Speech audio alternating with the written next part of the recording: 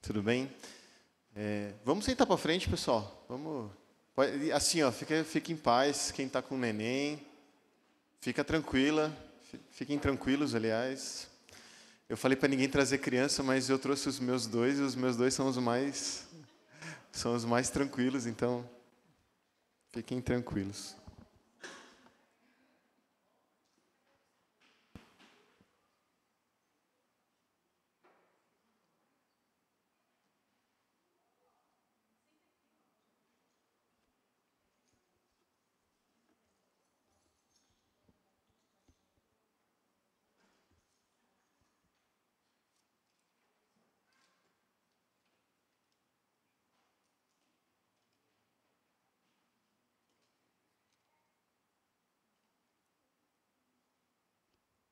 Então, vamos orar para a gente começar?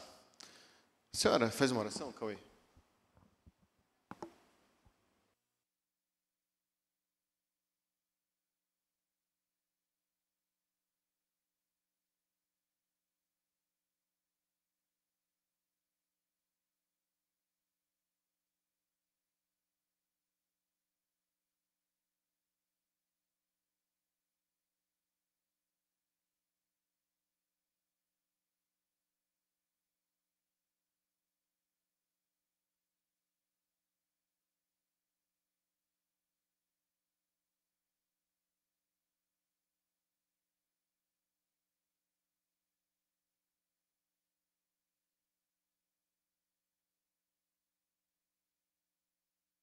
Pessoal, vamos fazer o seguinte, então.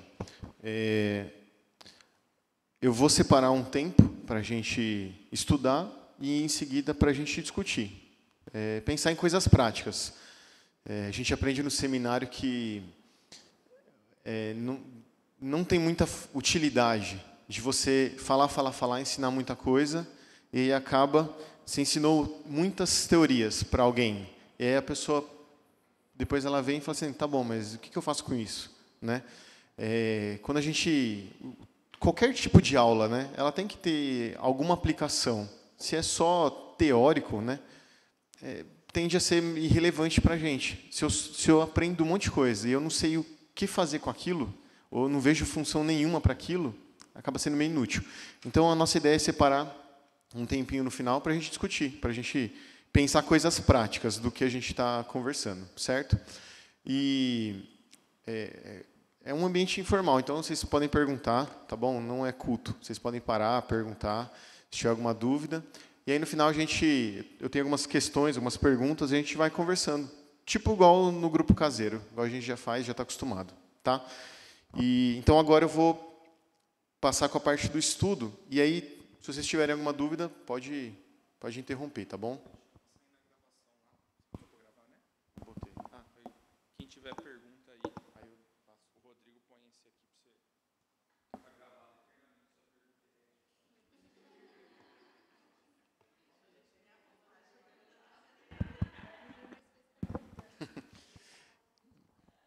Tá bom.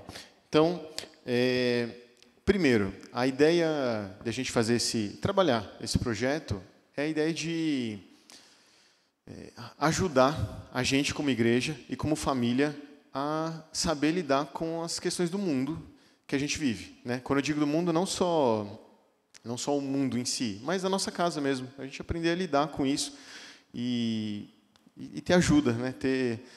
Pensar na igreja como corpo de Cristo, como que nós nos ajudamos como corpo, como que nós nos... a ideia de uma família mesmo, né? Às vezes a gente canta aquelas músicas, somos uma família e tal, e parece meio obscuro, né? Uma família no sentido não literal, mas pensa que é uma família mesmo. Então, como corpo, a gente... Você não chega no seu irmão e fala assim, ô, irmão, né? Irmão, família mesmo, família... seu irmão, filho da mesma mãe, você não chega e fala assim, você está fazendo isso aqui errado, isso aqui não é legal. A gente faz isso com a nossa família, a gente tem essa abertura. Então, é bom, como família do corpo de Cristo aqui, a gente poder discutir, poder conversar, um ajudar o outro. Às vezes, eu vou falar uma coisa, eu falo assim, nossa, eu estou sofrendo com isso aqui. Aí o William vai falar assim, eu já passei por isso e foi difícil, mas a gente fez isso, isso e isso, e Deus abençoou e ajudou. Então, a igreja é o lugar para a gente fazer isso, certo? E esse texto, eu acho que é um daqueles textos chaves da Bíblia, né?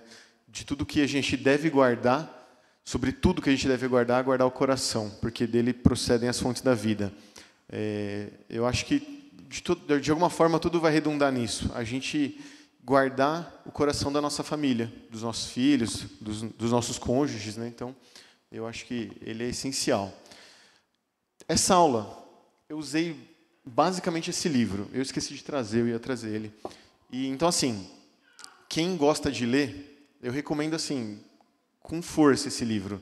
Para mim, é o melhor livro de cosmovisão que eu já li. E se você não gosta de ler, leia também, leia forçado. Às vezes eu falo por mim, irmãos, eu quando entrei no seminário, as leituras, o nível de exigência de leitura foi pesado e leitura é esforço, leitura é repetição. Então, se você não tem o costume, começa com um livro, se acostume, é bom. E aí, uma pergunta para a gente começar a pensar. Você já percebeu que no nosso tempo, quando eu digo nós que perdemos a cultura, sei lá, o cristão, ele já perdeu a cultura. Pense de alguma forma como a gente é relevante na cultura, de forma geral. Pensa em músicas cristãs, ou pensa num filme cristão. Quando a gente pensa em filme cristão, você tem meia dúzia de filmes lá. Alguns deles são bem ruins, e os que são melhores também não são lá tão grande coisa, assim. Não estou falando mal, mas não são, assim, uma superprodução, coisas assim que você fala assim, nossa, esse filme é excelente. Então, assim, e eu não estou falando só de arte. A cultura, de forma geral, o cristão, ele é escanteado da cultura, certo? Pensa sobre fazer cultura para Deus. Quando a gente fala coisa assim, coisa estranha, até dentro da igreja. Como que eu faço? Então tá, cultura para Deus é cantar música, eu vou lançar um CD. É isso, né? É o que tem. Ou então, vou fazer um filme, tá bom, eu vou fazer aquele Desafiando Gigantes, fazer uma cópia daquele filme. Sabe coisa assim? A gente já pensa coisas muito específicas. Mas não foi assim. O período pós-reforma, Calvino, outros homens depois trabalharam fortemente. Kuyper, ele era um cristão, ele era um estadista, líder do seu governo, e ele trabalhava sobre a cultura de forma ampla. Os livros base que a gente tem de cultura e cosmovisão são dele, aliás. Ele é um dos autores base para a gente. Então, há séculos atrás. Então, a gente já se perdeu isso. E agora, a gente, além de perder a cultura, a gente está perdendo os filhos, né? É recorrente a gente ouvir ou ver a pessoa que você conhecia, da sua casa, da sua igreja, da sua família, às vezes é próximo, às vezes da sua família, que viveu na igreja e aí o adolescente foi lá, fez 17 anos, 18 anos, foi para a faculdade e aí já era, largou a igreja, largou de vez, assim. E aí a gente pensa, ou pode pensar que parece que foi de uma vez, foi assim, ó, ele era crente até pisar ali na faculdade. Quando ele entrou ali, matriculou, aí foi para o mundo. E não é isso. É muito mais profundo que isso. Então, a gente precisa pensar sobre isso. E aí eu tenho duas questões para a gente refletir. O que você acha? Você com certeza tem algum exemplo. Alguém que se diz cristão. E aí a pessoa é uma pessoa que ela se diz cristão, mas a vida dela é muito estranha.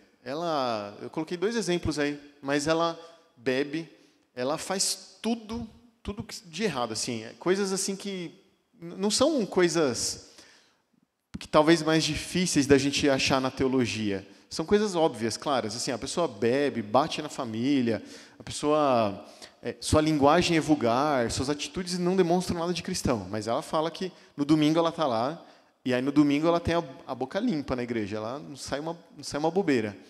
Mas quando chega em casa parece que se transforma. Ou então a pessoa que também na igreja é um crente exemplar, mas na semana no trabalho é pior do que o ímpio, assim.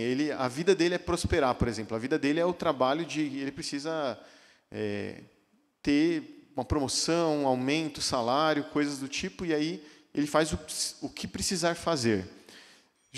Vocês conseguem pensar assim, em alguém que faz isso? Ou outro exemplo, alguém que é crente, né, diz ser crente, mas faz coisas que você fala assim, como pode? É contraditório, né? É muito estranho. Como que pode ter uma mente assim, ó, eu falo que eu sou crente, e aí, ok, a Bíblia fala isso, isso e isso, e a pessoa faz tudo o contrário, e ela sabe o que a Bíblia fala, e ela se diz crente. Como... Vocês conhecem alguém assim? Ou sou só eu? A gente vê exemplos disso, e aí eu acho que o exemplo mais claro, para mim, assim, não de uma pessoa, mas o tipo de pessoa, assim, um tipo mesmo, é o católico. Pensa no catolicismo, né? Pensa no católico, que é aquele que vai para o carnaval e aí faz qualquer tipo de coisa lá. Mas aí depois tem a quaresma, né? É a quaresma depois do carnaval, que é a purificação, né? Pensa que o rito por si só, ele é do tipo assim, ó, você faz o que você quiser, contanto que você vai lá depois e, né, se purifica. É isso, né? A gente não ter limites, de você faz o que você quiser da vida, contanto que em um certo momento ali você seja santo, certo? Na quaresma. Ou, eu já trabalhei com um monte de católico que fazia tudo, assim, ó, o cara fuma, o cara tem a boca mais suja do mundo, o cara faz todo tipo de coisa. O cara no trabalho é aquele cara odiado por todo mundo, porque faz por merecer, sabe? E aí depois, quando chega sexta-feira, ele vem vender ingresso as festinhas de rua, esqueci o nome, a quermesse. Aí ele vem vender o ingressinho da quermesse, e aí quando você compra, ele fala, oh, Deus te abençoe. Sabe? É estranho, né? Mas o exemplo mais claro que eu vejo é o católico, porque ele tem essa cabeça assim, ele tem a cabeça de que ele vive e ele faz o que ele quer, contanto que ele vai no domingo na missa, e lá na missa ele come a hóstia, né? Em todo domingo você tem a Eucaristia, né? A ceia, e a ceia é o que traz a salvação, né? É um dos objetos que trazem salvação. Então ele vai lá, come, e aí ele está santo, ele pagou já os pecados dele, está santificado, e aí ele pode viver a semana dele lá. Óbvio que, né, na semana ele vai acumulando mais um monte de pecado lá, de propósito, viver como ele quer, mas tem o próximo domingo, né? Então, é contraditório, certo? A Bíblia é clara, né, é objetiva nisso. A gente pode ter dúvidas em questões mais aprofundadas, mais difíceis, de uma teologia mais profunda. Mas é fácil a gente saber que a nossa boca não deve sair palavras torpes. O texto é claro, né? Não precisa de uma grande defesa teológica, né? De uma exegese tão profunda. Isso é claro. Mas as pessoas... Tem muitos que vivem como se conhecendo o texto e como se isso fosse, sei lá, fosse secundário ou não fosse tão verdade assim. E aí, por que eu estou dizendo tudo isso? Isso mostra uma pessoa que acha que ela pode viver de duas formas diferentes. Ela vive uma vida santa no domingo e ela vive na semana do jeito que ela quer, seja como for. E é fácil para a gente perceber em certas pessoas. Né? Esse exemplo do cara que no domingo está na igreja impecável, mas na semana faz tudo errado. É fácil isso, a gente nota, né? Mas às vezes a gente cai em coisas... Às vezes não, né? Eu acho que é muito fácil a gente cair em coisas desse tipo. Em erros desse tipo, talvez para uma área ou para outra, é muito fácil. E a gente precisa pensar que nem sempre é o preto no branco, que é aquela coisa que a gente enxerga fácil.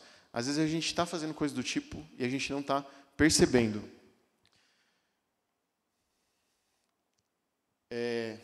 Um coração e um cérebro. E é para a gente pensar, né? O que é mais importante? Ou aonde a gente guarda a nossa fé? No nosso coração ou na nossa no nosso cérebro, né? Quando a gente pensa em cérebro, a gente pensa em pensamento, a gente pode pensar mais no psique, na alma, né? É a nossa imagem, né? Certo? Então a gente vê a imagem do que algo cognitivo, algo que a gente está pensando, que a gente formula. E quando a gente pensa no coração, é mais as emoções, certo? É algo mais incontrolável, algo mais que a gente sente, que a gente experiencia, né? A gente costuma fazer isso. E a gente vai estudar mais para frente uma aula só sobre isso, que isso é um tema extremamente importante. Mas reduzindo e falando bem rápido, quando a Bíblia fala... Muitas vezes a Bíblia faz distinção, ela fala coração, fala colocar na mente, na alma, tem os termos. Mas, normalmente, o que ela usa de mais profundo, ela usa o coração.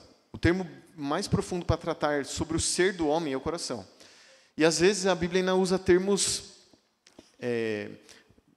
que são têm o mesmo significado. Eles são termos diferentes para dar o mesmo sentido. Então, às vezes, a Bíblia fala sobre a alma, querendo falar sobre o coração. Ou ela faz esse paralelo. Então, o que eu quero dizer com isso? Por exemplo, uma pergunta. Quem é o médico da alma? Quem é o médico do corpo? E quem é o médico do coração? As respostas são o pastor, o psicólogo e o médico. Se você falar que não é nenhum, tudo bem, você pode falar que não. Mas quem que você acha que é o médico da alma?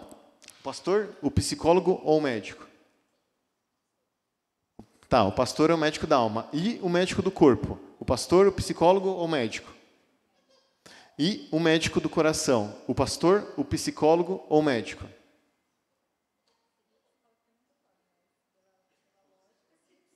É o psicólogo, certo? Tá. E aí, então, beleza. A gente... É um consenso, né? É um consenso. Mas aí, se o pastor está aconselhando, chega alguém, aí a pessoa fala assim... Aí chega um homem e fala assim...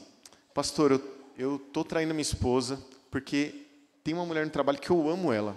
Eu não consigo mais, eu odeio minha esposa e amo essa mulher. E aí... Então, tá... Como que ele vai lidar com isso? Ele vai falar assim, não, isso é um sentimento, isso não é comigo não, vai no psicólogo. A gente pode fazer divisões assim, ou então tem algum pecado na minha vida que implica na minha saúde. Sei lá, não me vem nenhum na cabeça. Mas assim, é claramente consequência de um pecado. E aí eu vou no médico e ele vai falar assim, vai lá no... depressão. É uma depressão que claramente é derivada de um pecado. Eu não vou entrar nas discussões das que a gente pode falar, isso aqui é saúde, isso aqui é, sei lá o que for, é fisiológico. Mas numa que é claramente pecado. Assim, se eu bater o olho e falar assim, isso aqui o cara está assim porque ele está pecando, né, há anos. E aí, então, chega no pastor, e o pastor fala assim, não, você está doente, vai para o médico. Aí vai chegar no médico, o médico vai falar assim, não, isso aqui é pecado, vai para o pastor. A gente faz essas divisões, e a gente não percebe que o homem é um ser integral. Que Davi fala que o pecado dele fazia ele sentir no seu corpo, na sua... ele sentia a dor, ele sentia o seu corpo debilitado. Então, a gente ouve, né, a gente sabe que existem doenças psicossomáticas. A gente não pode sair fazendo essas divisões, mas a gente faz. A gente tem coisas que são do coração e a gente tem coisas que são da mente. E aí, um exemplo não. Essa aqui é a base dessa aula, desse estudo. A gente faz isso, a gente faz a divisão, o último lá embaixo, de valores e fatos. Valores e fatos, a Nancy Pearce, ela coloca todos esses termos, e são todos eles, de alguma forma, termos que vai falar da mesma coisa, só que por uma perspectiva diferente. Então, valores e fatos, o que é isso daqui? Na nossa mente... E não só o crente e nem só o descrente. O nosso tempo, né, é muito comum a gente fazer essa divisão de valores e fatos. O que é isso? Por exemplo, vamos discutir aqui sobre ciência, vamos falar aqui sobre gênero. E aí chega alguém aqui e fala assim, não, eu vou dar uma palestra sobre gênero, isso aqui é um assunto científico. A gente vai ver como a ciência vai falar sobre gêneros, e aí a gente vai fazer um estudo. E aí isso é um fato, porque é observável, é científico, isso entra no método científico, eu posso analisar. Mas existem os valores. Os valores são questões que não são observáveis, né, a olho nu, eu não boto no microscópio. Os valores são coisas que você escolhe, mas os fatos não. Os fatos você não escolhe, os fatos são o que são. E aí a gente faz essa distinção, essa quebra. E não só isso, mas os fatos são o que fundamentam. Está até embaixo ali. É o que faz o alicerce. É o que dá a base para a nossa visão de mundo. Isso daí é a mesma coisa que falar sobre esfera particular e esfera pública. O que eu penso sobre esfera pública? A esfera pública são os fatos. Ou seja, é aquilo que é comum a todos. É público. Então, assim, Jorge, vamos conversar de ciência? Vamos. Ciência é algo público, a gente pode conversar todos juntos aqui. Fernando e Evelyn também, a gente vai conversar. Isso é um fato, isso é uma coisa concreta. Já o particular são os valores. É eu conversar, por exemplo, sobre religião. Aí não, religião.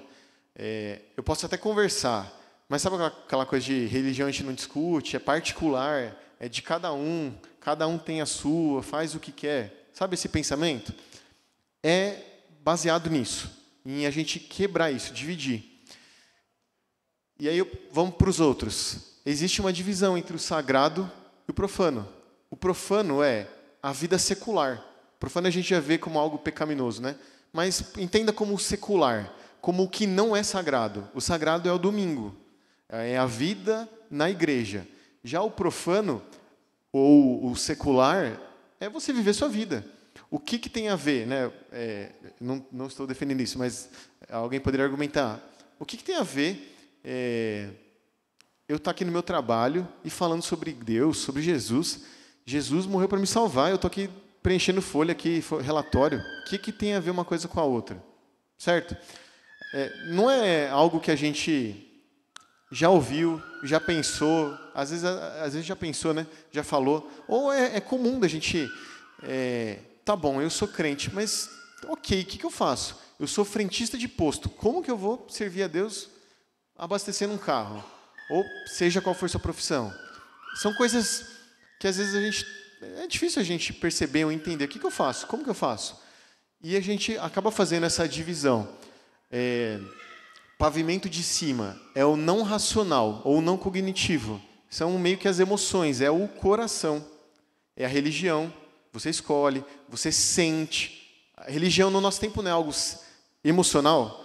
A gente vê as igrejas aí, o pessoal cantando 1 hora de louvor, aí quando chega no sermão é 5 minutos, porque o pessoal não consegue aguentar ouvir algo, pensar, refletir.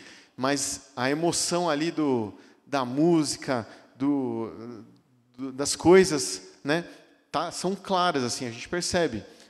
Isso fala sobre o coração.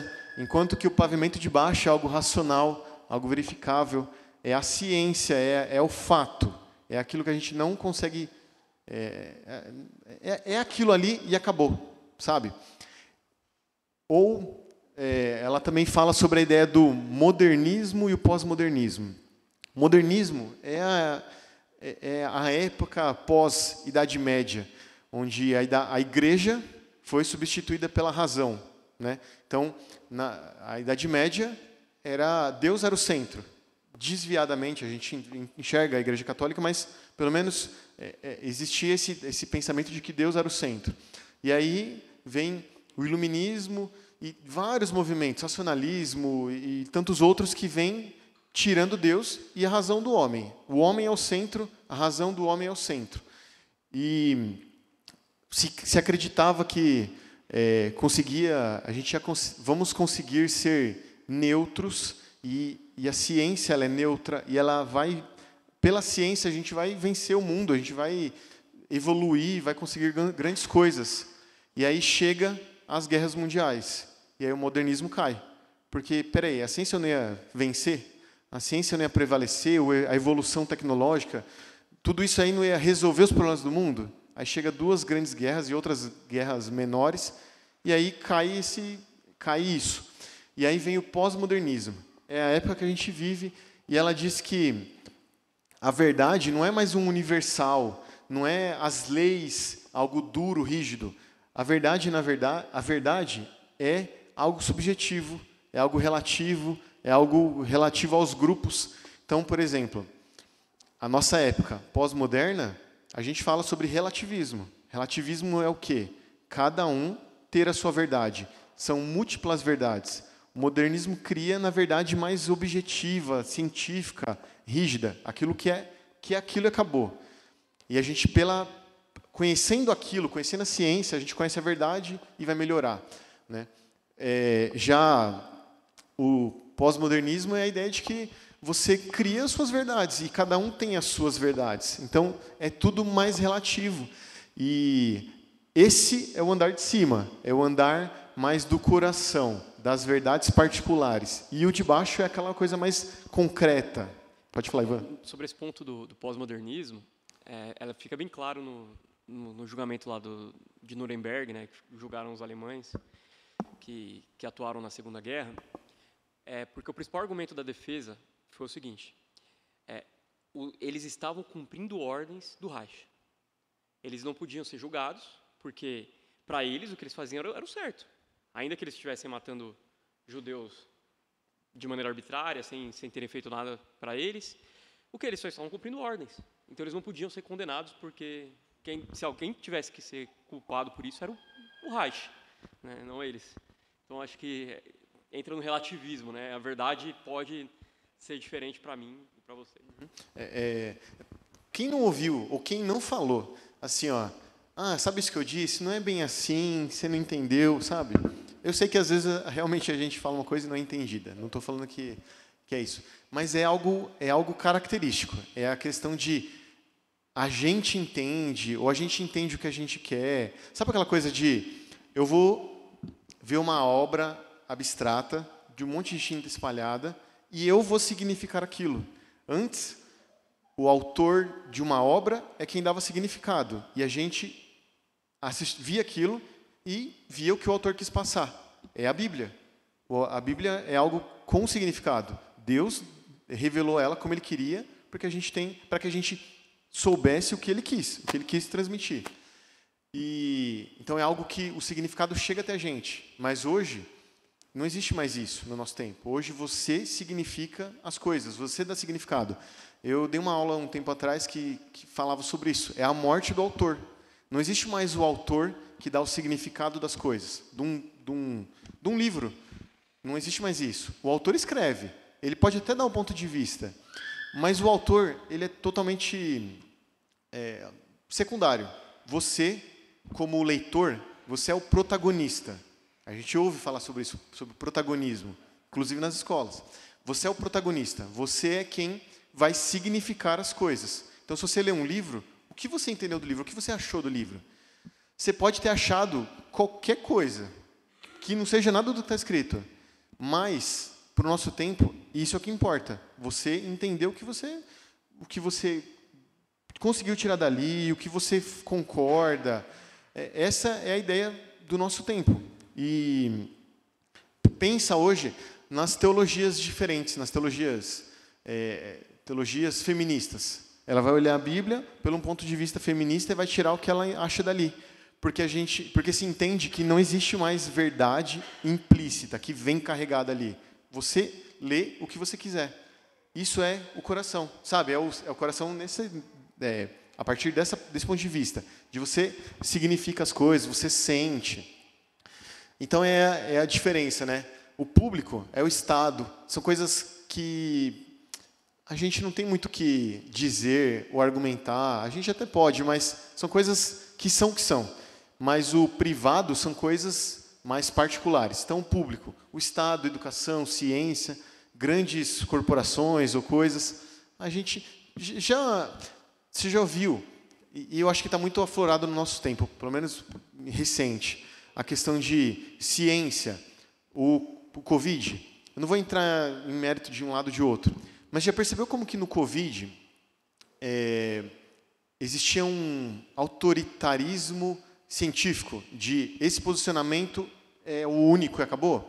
E eu não vou entrar, não é o assunto de quem falava besteira ou não, e tinha muita gente falando besteira, não é esse o ponto.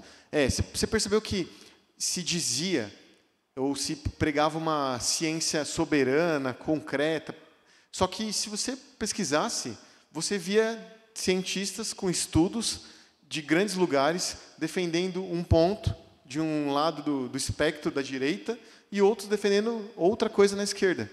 Mas, espera aí, a ciência não é uma só? O método científico não só? Mas você tem uns defendendo de um lado com pontos científicos comprovados por estudos e outros do outro lado. E eu sei que, com certeza, haverá erros de um lado e do outro, e não é essa a questão. A questão é, você já percebeu como que existe a ciência hoje é algo soberano? Vai discutir com alguém sobre gênero. A pessoa, eu tenho certeza que a discussão vai chegar no seguinte ponto. A ciência diz isso e ninguém pode ir contra a ciência, certo? Pelo menos quem defende ela, com certeza vai, em algum ponto, eu não sei se todos, não posso falar a maioria, mas eu acho que boa parte vai dizer assim, vai chegar no ponto científico e, de alguma forma, vai argumentar assim, você está discutindo contra a ciência, quem é você contra a ciência? Então, acabou o seu argumento, acabou, eu venci, sabe? É esse ponto. Porque a ciência é algo indiscutível, é algo que está ali no público. Você faz parte, mas você não é uma coisa que está na sua mão, no seu alcance. Sabe o que está na sua mão? Escolher sua religião, suas relações pessoais, coisas do tipo. O âmbito da sua família, sua casa. Isso você até escolhe ainda, né? Então, é uma divisão, certo? Isso é problemático, porque... Então, meu filho vai chegar em mim e vai falar assim, papai, lá na escola a professora falou que tem menino que a gente escolhe, se eu vou ser menino ou você menina. E aí, o que você vai fazer? Você vai falar assim, na Bíblia não fala isso. Se você falar isso, o que você está fazendo? Você está usando um valor lá de cima, daqueles valores que são valores mesmo, né? Você está usando um valor para argumentar contra um fato. Um fato, né? Tô falando o que se diz, né? Você está usando algo que é relativo, né? Que é pessoal, na verdade, para argumentar sobre uma verdade, né? Baseado nesse pensamento, nessa divisão. Só que a gente não entende que Deus criou todas as coisas, que Deus não só criou, mas Ele sustenta todas as coisas. Como que eu posso quebrar a ciência e separá-la de Deus e falar assim, gênero é uma questão de ciência. Gênero não se discute na igreja. Gênero é uma coisa da escola vai tratar, vai ensinar, né?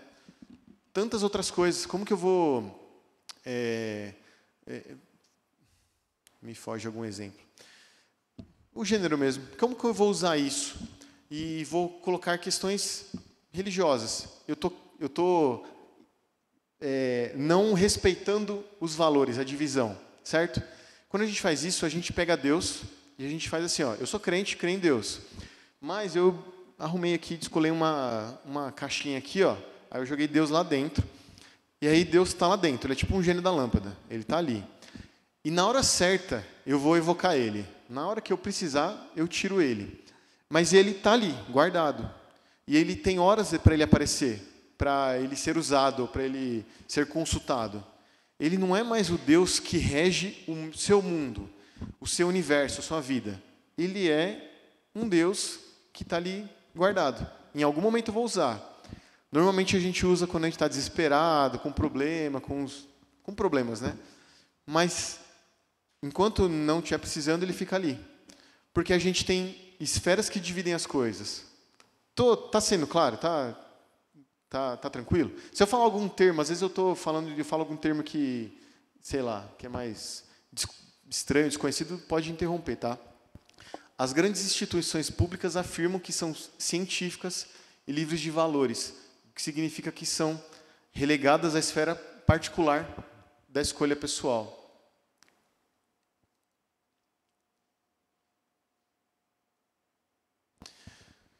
A esfera particular é levada pelas ondas do relativismo moral, enquanto que a opção de preferência religiosa. Então, você escolhe sua religião, ela não é uma verdade absoluta, ela é uma verdade sua, e você tem sua opção. E nós nos submetemos a ela, mas trata-se de uma mera questão de gosto pessoal que escolhemos. E por conta disso, essa dicotomia é uma divisão. Sabe as imagens que eu fiz que tem um cérebro dividido? É a ideia de que nós, crentes do nosso século, e eu estou falando, não estou falando contra alguém, eu estou falando contra o crente, contra o pensamento do nosso mundo. Todos nós, em algum nível, nós somos assim. Nós somos esquizofrênicos, de ter uma mente dividida. Nós dividimos o que é de Deus e o que não é. O que é sagrado e o que é profano. O que é público e o que é privado. O que é valor e o que é fato. Tudo isso são termos, né, olhando para um ponto de vista. A gente faz isso. A gente faz esse tipo de divisão naturalmente, sem pensar, sem refletir, sem saber. Porque isso está enraizado na gente. A gente está enraizado no nosso tempo. De verdade, assim, isso está na forma como nós vivemos, na nossa cosmovisão. A forma como a gente olha o mundo é dicotômica, é dividida. Então, a gente faz essa divisão. Os valores foram reduzidos a decisões arbitrárias e existenciais. Pensa no nosso tempo. A discussão de que você vai pregar para alguém. Aí, certeza que você já ouviu isso. Sempre que tem evangelismo no seminário, eu ouço isso. Sempre, sempre. Às vezes, mais de uma vez. Falar assim, ou algo que redunde nisso. As pessoas falam assim, eu já tenho a minha religião, o importante é ter fé, né? O importante é crer em Deus.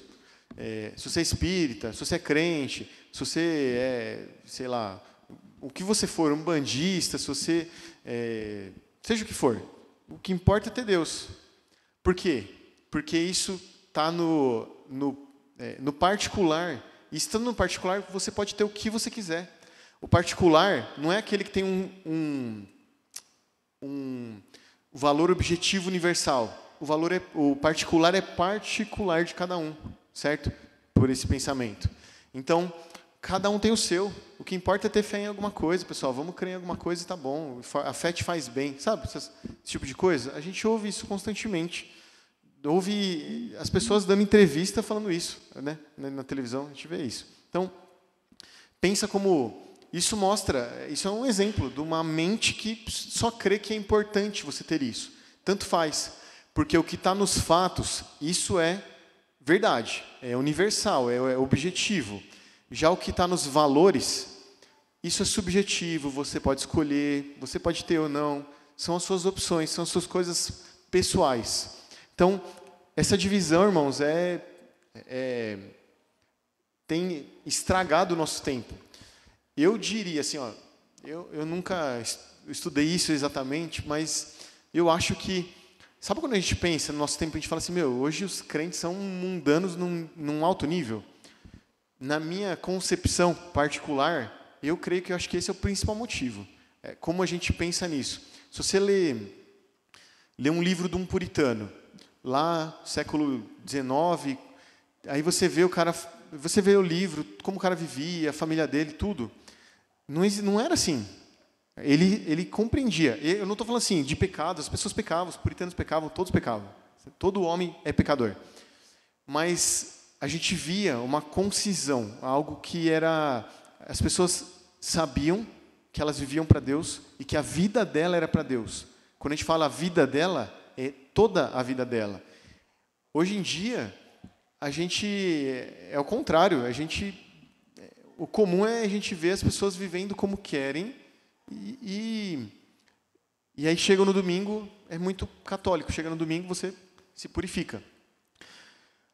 A razão de ser tão importante que aprendamos a reconhecer essa divisão é que se trata da arma mais poderosa que deslegitima a perspectiva bíblica do cenário público de hoje. Veja como funciona.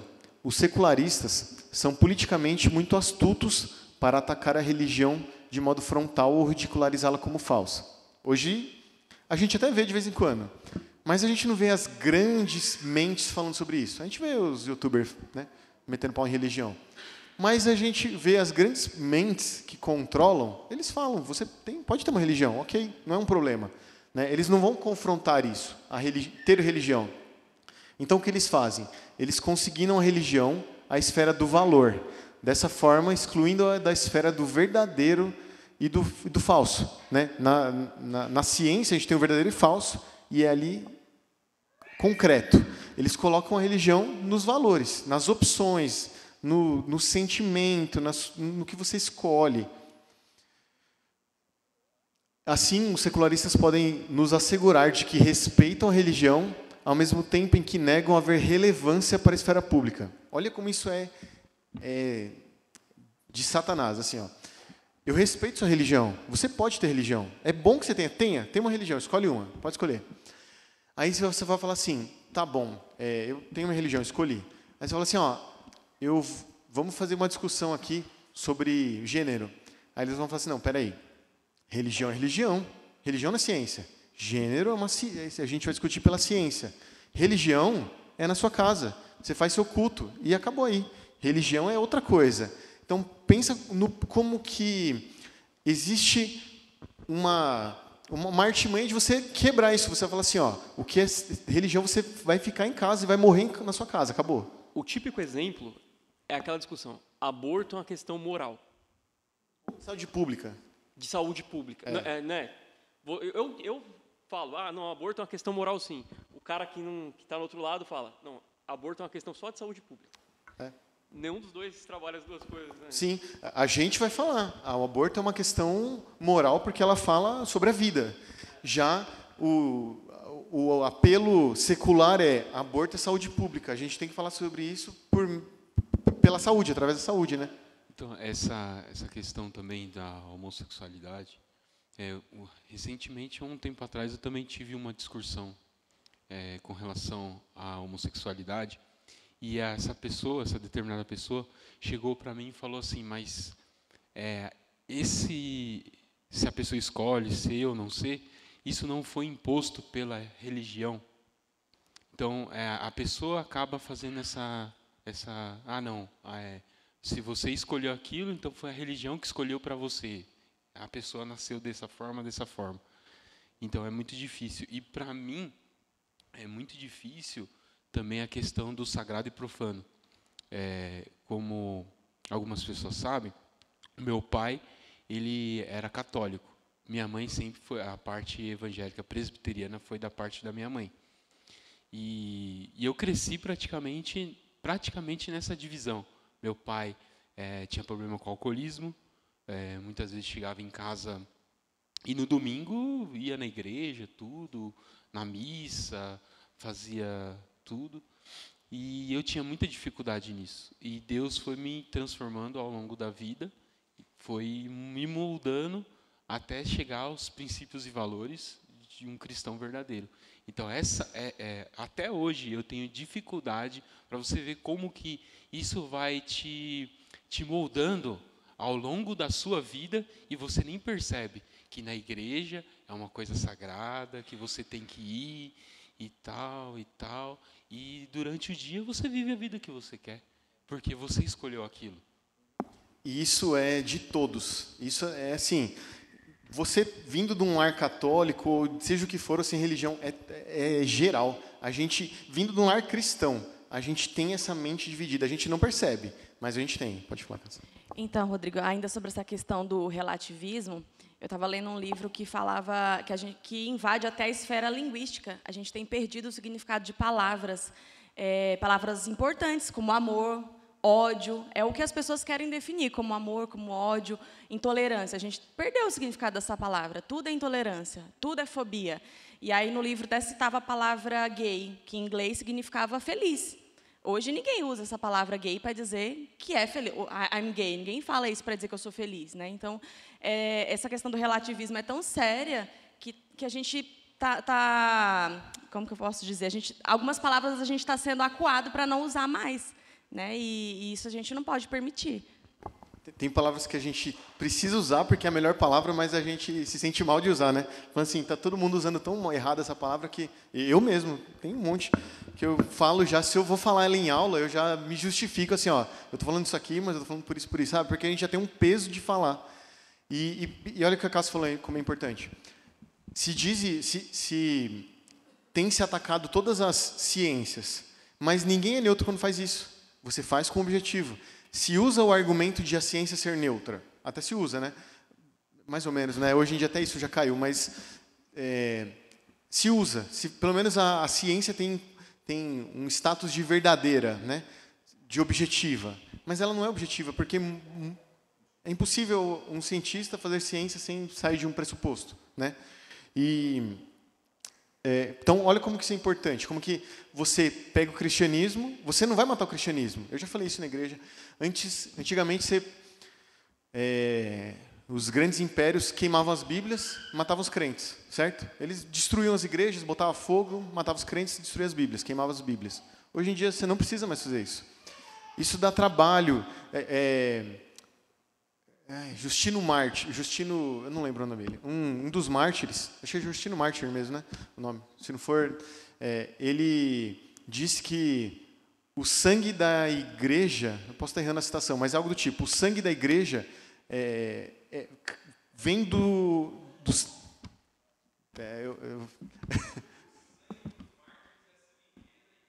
Isso. O sangue dos mártires é a sementeira da igreja. Eu estou parecendo o Chapolin falando os ditados, né? Se com ferros fere, o leão... Então, mas é isso. O que ele queria dizer? Quanto mais gente morria, mais cristão nascia. Os mártires eram crucificados e queimados e a igreja duplicava. Mas como pode? As pessoas estão morrendo publicamente, penduradas num poste no meio de Roma. Todo mundo está vendo o cara ser queimado vivo. E aí, um é queimado e aparece 3. Né?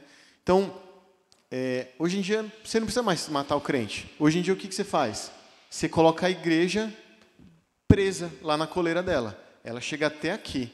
E ali é o limite dela. A igreja não pode mais opinar em questões políticas, em questões de saúde, em questões científicas. Nada disso. Tudo isso é uma esfera pública. Isso é um fato. Público. Isso é um fato. Certo? A igreja não se mete nisso. Dá para ver como isso é um problema. E assim, a gente está falando de ciência, mas é até difícil. A gente tem tantas aplicações que a gente podia pensar. E a gente vai chegar. Pode falar, Gi. Só um exemplo. O ano passado, a professora de biologia da Elisa deu uma aula de gênero. E aí foi falando. Fluido, sei lá o quê, coisa que eu nem sei do que ela estava falando. E, no fim, ela falou assim, gente, por favor, nada de religião com o que eu estou falando aqui, tá? Não tem nada a ver. Aliás, eu acho que vocês têm que tirar da cabeça esse negócio de religião. O que eu estou falando aqui é outra coisa. O que ela está falando é ciência. Religião é o quê? Religião é religião. É opção. Esses tempos aí, a Giovana estava falando com a gente, né, de que a professora chegou no primeiro dia de aula e falou assim, das teorias do início do mundo e já falou assim, não lembro como ela falou, mas assim, nem vem com ciência, a mesma coisa, nem vem com religião. Isso aí, ela foi até, ela xingou, falou, tipo, isso é burrice, alguma coisa assim, né? Então, isso está incrustado no nosso pensamento, né? No nosso pensamento humano, em geral, na nossa época. Tá, e assim, uma experiência que eu tive, muito que eu vi isso, além até da ciência, questão de gênero e tudo, para você adotar criança, né, você tem que passar por palestras, tem todo um curso que eles falam, né, onde não tem religião tema, claro, mas tem discussão de gênero, racismo e por aí vai, né. Quando vem na do gênero, a gente passou por uma situação, porque era online, porque foi na época da pandemia e tal, ainda bem que era online. Você vê lá as carinhas... Né? Inclusive, a maioria é homossexual que está ali, porque não pode ter filho e tal. É a única forma de ter filho. Tá? Nem isso que eu ia falar. Num dado dia, ia falar sobre racismo e sobre gênero. A pessoa do gênero que ia falar, ela provavelmente era mais contida. Aí não pôde ir, enviaram um homossexual, um que ia pregar o homossexualismo, praticamente. Ele começou a falar, porque você não pode falar para a menina que ela tem vulva, que ela é menina, e o menino que tem pipi, que ele é menino. Eles têm que escolher. Você não vai dar um carrinho pregando isso, em outras palavras, né? E você ali se segurando, né? Aí você fala, se você entra para falar de religião, capaz até de te cortar de você poder adotar. Tá, se eu entro para falar alguma coisa, eu ia ser mal visto, iam me renegar. Tá, mas entrou um pastor para falar gay. Aí eu falei, pronto. Aí foi aceito na hora. Olha lá, tá vendo? Ou seja, se você quer falar de religião para ir contra eles, não pode. Está errado. Aqui a gente não está aqui para falar de religião. Sendo que o gênero, a gente trata, a Bíblia fala de outras formas, né, diretamente, que homem é homem, mulher é mulher e ponto final. Eles não querem que você fale isso. Mas se você entra falando, não, eu sou pastor, eu sei que não pode falar de religião. Ele falou tipo assim, eu sei que não pode falar de religião, mas eu sou pastor de uma igreja, e eu sou gay. Né, eu sou gay, né? Ele falou isso já não cortaram o microfone, né? E aí foi aceito, aí ficou uma discussãozinha um tempinho ali, eu falei, poxa, tá vendo? Tipo assim, se é para favorecer eles, você pode falar que minha religião aceita, inclusive eu sou, né? Aí, se você entra para falar, se eu falasse qualquer outra coisa que não atacasse, provavelmente, em algum momento eles iam tentar me de alguma forma à parte. Mas é isso, tá? Ou seja, tá no meio do que é legal fazer. Tipo, para você legalizar uma adoção, você tem que passar por isso. E isso contamina quem está sendo, às vezes está novo na fé, o neófito que está ali aprendendo, de repente já é atacado de outra forma e nem segue. E está tão enraizado que isso entra na igreja. E isso, assim, ó, olha como é. Tem os andares, né? E isso está no andar de baixo, que é o fundamento, que ele está tão enraizado que ele já está tomando o lugar de cima, entende? Ele já está tomando o âmbito do privado. Então, olha como é um problema. E assim, ó, é fácil a gente ver isso em alguns temas. Por exemplo, o que a gente tem usado, né, de gênero. É fácil, mas existem temas que são dificílimos. A gente vai ver alguns. Como disse Philip Johnson, a divisão fato-valor permite que os naturalistas metafísicos, ou seja, naturalistas metafísicos, é quem crê que não existe Deus. Deus é um ser metafísico. Ele não é carne, ele é espírito. Ele não está na física, ele não tem carne como nós. Então, ele é está além da física. E aí, naturalistas metafísicos é aqueles que acreditam que só existe o que é físico. Ou seja, o mundo veio de uma explosão. A matéria explodiu e veio o mundo. Não existe Deus, certo? Então, quem defende isso, eles apaziguam as pessoas religiosas, potencialmente problemáticas, garantindo-lhes que a ciência não descarta a crença religiosa, uma vez que ela não almeje ser conhecimento. Ou seja, a religião não é conhecimento, ela é uma opção. Se você vir falar sobre como Deus criou o mundo, a gente está falando de ciência. Então, a gente está falando sobre um conhecimento. Se eu vim falar sobre a criação, por ponto de vista bíblico, eu estou falando sobre um conhecimento. E aí, isso aí não pode. O que pode a religião pode ser religião, pode ser algo seu, da sua vida, alguma opção, algo até sentimental, né? É algo seu. Em outras palavras, contanto que todos entendam que é apenas questão de sentimentos particulares, a grade dos dois pavimentos funciona como a guardiã que define o que deve ser levado a sério como conhecimento genuíno e o que deve ser rejeitado como simples desejo de satisfação. Se eu tenho que me colocar como quem respeita isso. O conhecimento é o que está embaixo, são os fatos. A religião, elas são valores, e aí ela não deve ser confundida e não pode entrar na esfera dos fatos, da ciência, do que é universal, certo? Então, com isso, você pega a igreja e você deixa ela presinha lá, ela fica na caixa dela lá, você vive a igreja no domingo, né? Às vezes a gente fala, na igreja, fala assim, o sagrado profano, e a gente não tem esse panorama do quanto isso é abrangente. A gente pensa sobre, né, o exemplo que eu já falei várias vezes, do católico que bebe, fuma e faz tudo errado, mas no domingo está na igreja. Isso é fácil a gente fazer essa divisão. Mas é mais difícil a gente pensar como isso afeta, como isso é levado para que eu faça uma distinção entre o que é religião e o que é ciência, e que as coisas não devem se misturar. Cada uma está no seu lugar. Essa mesma divisão também explica porque os cristãos têm dificuldade de comunicar-se no campo da discussão pública. Pensa no exemplo. Vamos fazer aqui, nós três aqui, vamos fazer um filme cristão. Tá, um filme cristão, tá bom. Então, um filme cristão, o que é? O filme cristão tem que tem que evangelizar, né? Não necessariamente. Esqueci. As Crônicas de Nárnia têm um fundamento claro cristão. É transparente, você vê vários conceitos cristãos. Mas não está evangelizando, não está falando nem o nome de Deus ali, né? Então, isso é uma obra cristã. A gente pode ouvir músicas onde o nome de Deus não está sendo citado, mas que são músicas infinitamente mais cristãs, ou falam mais sobre o mundo que Deus criou, do que músicas que as pessoas ouvem nas rádios cristãs aí. Sabe o beijinho, o Sabor de Mel? Sabe o Sabor de Mel? A gente tem música não cristã, muito mais cristã do que músicas como essas. Porque a gente tem dificuldade de saber o que é público, a discussão público. Então, eu vou fazer arte. Vou ser pintor cristão. Então, eu vou ter o que eu posso desenhar? Noé, Jonas, Moisés e Jesus. Tem mais algum aí? Sabe? Mas eu não preciso, né? Eu nem sou tão aficionado por arte, mas tem um pintor que eu acho fenomenal, chama Rembrandt, não sei quem conhece. Se não conhece, pesquisa. É um holandês, calvinista, e as obras de arte, as pinturas dele, tinham pinturas que retratavam cenas bíblicas. Tem uma que acho que talvez seja mais conhecida, que é o Mar da Galileia. Jesus no barco lá no mar, tempestade no Mar da Galileia, que é linda. Mas tem outras que são autorretratos, um autorretrato dele.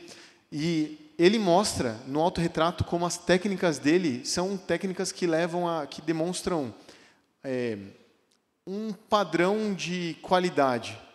E isso aponta para Cristo, para Deus, um Deus que criou todas as coisas com a mais alta qualidade possível, sabe? Eu não preciso falar sobre Jesus na minha música, necessariamente eu posso. Ok, você quer fazer isso? Pode fazer isso. Não é um problema. Você não é um crente de segunda qualidade que não entendeu a cosmovisão. Você pode fazer isso, e ok, e que faça. Mas não é o único jeito. Essa que é a questão. Você pode fazer uma arte bem feita, você pode fazer a ilustração de Lutero, você pode fazer o seu sapato da melhor forma possível, com o melhor preço, mais justo, e dessa forma você glorificar Deus. Tá? Então, como que a gente tem dificuldade de nos comunicarmos na esfera pública? Porque a gente pensa que um pintor é o que vai pintar Jesus, e é só isso. Pense sobre o aborto, ou a bioética, ou a homossexualidade, como que é difícil. Quando a gente pensa em um crente discutindo sobre alguma dessas questões, quem que é? É o Malafaia, falando besteira, sabe? Então, olha como a gente tem dificuldade de alguém coerente, com uma boa cosmovisão, de você ver as pessoas tendo uma discussão boa, decente, né? Um bom diálogo. Queremos afirmar que uma verdade moral objetiva e importante para a saúde Queremos afirmar uma verdade moral objetiva e importante para a saúde da sociedade. Porém, eles pensam que estamos expressando somente nosso preconceito subjetivo. Então, a gente acaba sendo tido como alguém que é só preconceituoso. Por fim, Deus é retirado do seu trono. Ele não é mais soberano. Agora ele governa apenas o seu coração e não mais o cosmos. Dá para entender como Deus não é mais o Senhor do mundo. Deus é o Senhor da sua casa, no máximo. Ou o Senhor da sua vida, e no máximo. Deus é o gênio da lâmpada que está ali no quartinho, esperando alguma necessidade. Ele não é mais o Senhor do mundo. Questões como ciência, e aí por ciência é geral, entenda todas. Desde as ciências que estudam o mundo, a física, as pseudociências, né? Psicologia, por exemplo. Pseudo não estou falando denigrindo, estou falando assim porque não é algo que se usa, por exemplo, do método científico. Mas todas as ciências, até as que eu nem sei se são consideradas ciências, mas como a pedagogia, coisas do tipo, a filosofia, todas elas elas estão no pavimento de baixo. E elas não se relacionam de nenhuma forma com o pavimento de cima. Não existe. Existe uma cisão ali, um buraco intranspasável, intransponível. E não pode existir nada disso. E como isso é disseminado? Nas escolas, nas mídias, nos discursos. E eu deixei grifado ali no exemplo dos pais. A gente vai ter isso. Nas escolas vão haver isso. Vai haver isso. Seu filho vai sofrer com isso e você vai ter que ensinar para ele. Nas amizades, seu filho vai ser bombardeado por isso. Nas mídias, na TV, vai ser. Mas eu acho que o pior e o problema é na família, em casa. E antes de a gente pensar sobre, por exemplo, criar esse grupo para conversar sobre esse tipo de assuntos, eu lembro de algumas pessoas falando comigo sobre ver a necessidade de pais conversarem, estudarem, discutirem sobre isso. E eu ficava pensando, né? A gente precisa estudar cosmovisão. A gente precisa entender esse tipo de coisa. E eu pensava, assim, meu foco eu pensava na sala do Breve Catecismo, quando eu dava aula com a Aline, a gente trabalhava muito esses temas. E a gente vê que os adolescentes, são pessoas que lutam as mesmas questões que nós. E eles vão ter as dificuldades. Mas a gente via um aprimoramento, pelo menos nessa visão de cosmovisão. Não estou falando assim, ó, quem estuda Breve Catecismo é salvo, não é isso.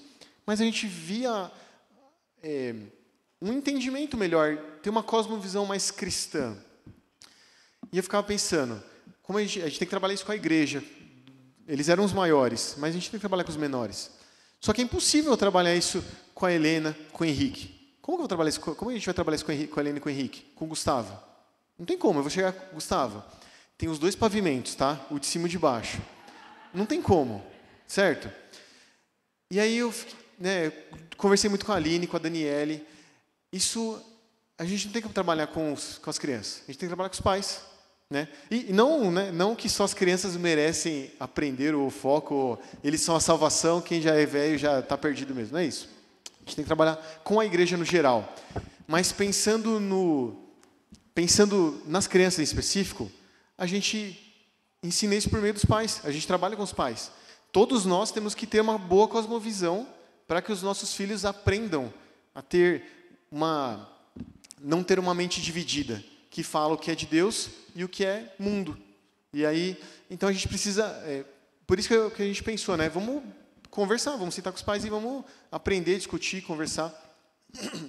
Inclusive, deixa eu fazer um adendo que eu ia fazer antes, mas vou fazer agora. A gente vai discutir não só esse tema, mas outros temas em outros dias. E não pense que eu falo isso, ou que eu falo sobre qualquer tema com autoridade. Porque quando estudando com esse tema, eu conversei muito com a Aline, com a Daniele, elas me ajudaram a pensar em aplicações, por exemplo, e eu vi assim, como eu caio em quase todas, ou em tantas, assim. Então, assim, não quero transparecer como alguém que é o detentor da santidade, sabe? Né? Nesse sentido. Pense que a gente está discutindo junto. Pense que minha base é Bíblia. A gente vai discutir sobre a Bíblia. Então, esse tema é tranquilo. Mas eu coloquei tema ali que eu vou sair odiado. Eu vou sair metade vai me odiar. Mas a ideia não é assim, o Rodrigo está falando. É a gente estudar biblicamente, entende? É pegar autores bons, como a Nancy Pierce, que falou muito sobre algo e que conhece aquilo, e vamos estudar o que ela falou, tá? Então, um tema tranquilo, ok. Mas quando for um tema mais difícil, não ache que eu estou falando da minha boca. A gente estuda coisas que a gente entende que não é tudo relativo. A gente sabe disso, a gente está vendo isso. Então, a gente entende que existe uma verdade objetiva, a gente a gente deve procurar na Bíblia o que a Bíblia fala. E teve pessoas que se debruçaram sobre isso. E elas têm mais autoridade, ou pelo menos mais conhecimento sobre isso. O que isso implica? Numa vida dividida. Mesmo que isso seja inconscientemente. O Fernando falou isso, né? A gente cresce assim. E a gente, todos, em algum nível, né, tem essas dificuldades. Eu acho que todos têm em muitos níveis, né? Todos. A gente inconscientemente vive dividindo o que é coisa de crente e o que é coisa comum. Então a gente vive como crente e como ateu, praticante. A gente é um crente que, em muitos momentos da nossa vida, agimos como ateus praticantes. Nós somos crentes que distingue isso. A gente pensa no que a gente divide o santo e o profano, sendo que tudo é de Deus. Ou seja, tudo é santo no sentido de ser do mundo que Deus criou e a nossa vida não existe essa divisão. A gente não pode fazer essa quebra. E a gente vai viver uma vida fragmentada se a gente fizer isso. O crente se tornou um ser de dupla personalidade. Ele é esquizofrênico.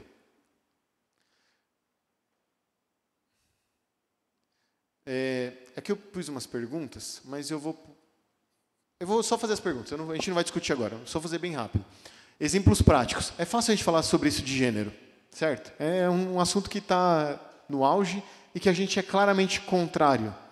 Mas olha como isso tem implicações muito difíceis para a gente enxergar na nossa vida. Como se escolhe uma profissão? Como que eu ensino meu filho a escolher uma profissão? Então tá, eu vou orientar meu filho, que ele tem que estudar muito, ser o melhor para entrar nas melhores universidades, para escolher o melhor curso. Ele vai ter que ter uma boa carreira, ele tem que ganhar bem, sustentar a casa dele, ele precisa de dinheiro, ele tem que ser bem-sucedido, né? E estou falando alguma coisa que assim a gente nunca pensou, ou a gente, não, isso aqui, jamais nem um ponto disso aqui eu cogitei. Às vezes a gente faz isso. Mas pensa como isso, se a gente trabalha para Deus, então eu preciso dessas questões, ou eu poderia ser um frentista de posto, que ganha mal, ou um lixeiro, ou aquelas profissões que a gente olha de cara feia, assim, sabe? Será que alguém fala assim para o seu filho, você pode escolher a profissão que você quiser? Uma vez eu vi um vídeo, era um missionário americano que veio para a Amazônia trabalhar, acho que na década de 90, e ele veio com a família dele, e era um vídeo curto do filho dele falando. O pai dele já tinha morrido, e o pai dele falando que o pai dele tinha, um certo dia, sentou para ele para conversar com ele. Ele falou assim, filho, você pode ser o que você quiser, contanto que você seja missionário. O que ele estava falando não era assim, você pode ser o que você quiser, contanto que você vai para o campo transcultural. Não era isso. Ele falou assim, você pode escolher qualquer profissão, contanto que você tenha claro quem é Deus e comunique a Deus na sua vida, inclusive no seu trabalho. É isso que ele estava falando. Será que a gente pensa isso? A gente fala assim, você pode ser o que você quiser, contanto que você glorifica a Deus? Você pode... Não importa, você pode ser lixeiro, se você quiser. Eu quero ser lixeiro. Então tá, seja lixeiro, contanto que você glorifica a Deus. Será que a gente pensa nisso? Ou a gente pensa assim, Deus, ele se preocupa com o meu coração, mas ele não se preocupa muito com o meu trabalho. Meu trabalho é algo público, eu trabalho lá na empresa, não trabalho na igreja. Sabe? Esses são pontos que são mais difíceis de enxergar. É fácil a gente falar de gênero, mas é mais difícil a gente falar do que é do nosso cotidiano, como a gente divide isso. Então, como que a gente escolhe a escola do nosso filho? Como que a gente ouve música, assiste TV, a gente pensa, reflete, a gente senta com o nosso filho e filtra o que ele pode assistir, não só fala, não pode, mas coisas que não podem mesmo, tem coisas que vamos sentar aqui e vamos assistir, com o filtro, e conversando, e mostrando, tá vendo isso aqui é assim. Como você administra o seu negócio? Você tem um negócio, você usa aquelas técnicas de administração e marketing secular, que não levam em conta nada cristão, mas que só simplesmente faz o que o mercado diz, sabe? Como você ensina ao seu filho que ele é o Deus criador de todas as coisas, inclusive dele mesmo? Então, a gente ensina, mas a gente ensina então que se ele é o criador de todas as coisas e tudo é dele, a gente tem que viver a nossa vida integral? Ou a gente separa? O nosso trabalho é nosso trabalho, a escola é escola. Você ensina ao seu filho quem Deus é, como viver para agradar a Ele, como se lida com problemas na sua casa, como a gente pensa, por exemplo, sobre educação de filhos. Educação, disciplina. Então eu pensando sobre educação de filhos e disciplina. Qual é a minha base? Meu fundamento é É uma influencer lá que eu conheço no Instagram, que ela é excelente. Ela fala tudo sobre disciplina. Esses dias ela falou que meu filho não pode ouvir não. Ele tem que ter uma educação positiva. Porque ouvir não constrói. Eu já ouvi isso. Ouvir não constrói nada. A educação tem que ser positiva, tem que orientar, tal. Essa é a minha base? Ou eu procuro, primeiramente, a Bíblia? Né? Eu não estou falando assim, eu não estou negando, às vezes eu já ouvi pessoas falarem isso, quem pensa assim nega a graça comum, de que existem professores, existem profissionais das suas áreas que são bons. Eu não estou negando isso. O que eu estou falando assim, você não pode ouvir o que a professora do seu filho fala, porque tudo que ela fala é besteira, não é isso. O que eu estou falando isso é bíblico? Ou eu tento saber se isso é coerente? Falar assim, seu filho, quando ele está fazendo birra, isso não é uma birra, isso é um termo antigo, lá do passado, isso aí é muito retrógrado. A birra, na verdade, é uma desorganização interna. Os sentimentos dele estão bagunçados. Sabe o Divertidamente? Assista Divertidamente e pense sobre a desorganização lá, da birra, coisa assim. Pensa sobre isso. É isso. Bagunçou tudo lá, isso é físico. É algo ali dentro dele que está bagunçado. Né? Como que você vai punir ele? Como você vai bater? Obrigar? Você não pode punir, isso é uma coisa que está acontecendo ali. Mas será que a birra não é uma demonstração do coração pecaminoso ali? De uma criancinha de 2 anos que mal sabe falar, mas que está rolando no chão e batendo? Ou que você pega e ela está te chutando? Será que é só uma desorganização? Ou será que isso é o pecado? Entende? Eu não estou falando que todo mundo fala besteira. Tem gente que fala as coisas certas. A minha questão não é, você tem que se isolar do mundo e do que todo mundo fala. Não é isso. A questão é, aonde eu procuro? Aonde eu procuro saber sobre criação de filhos? Eu já tentei ler um livro, e a gente já citou aqui na igreja vários, assim, eu já tentei ler um livro sobre criação de filhos, ou eu assisto lá, estou correndo lá no Instagram e vejo trocentos vídeos lá de o que fazer, o que não fazer, e, não, isso aqui eu vou aplicar, isso aqui vai dar certo. Então, algumas questões. Vamos ler alguns textos aqui, para a gente justificar tudo que a gente está falando. Salmo 19, 1.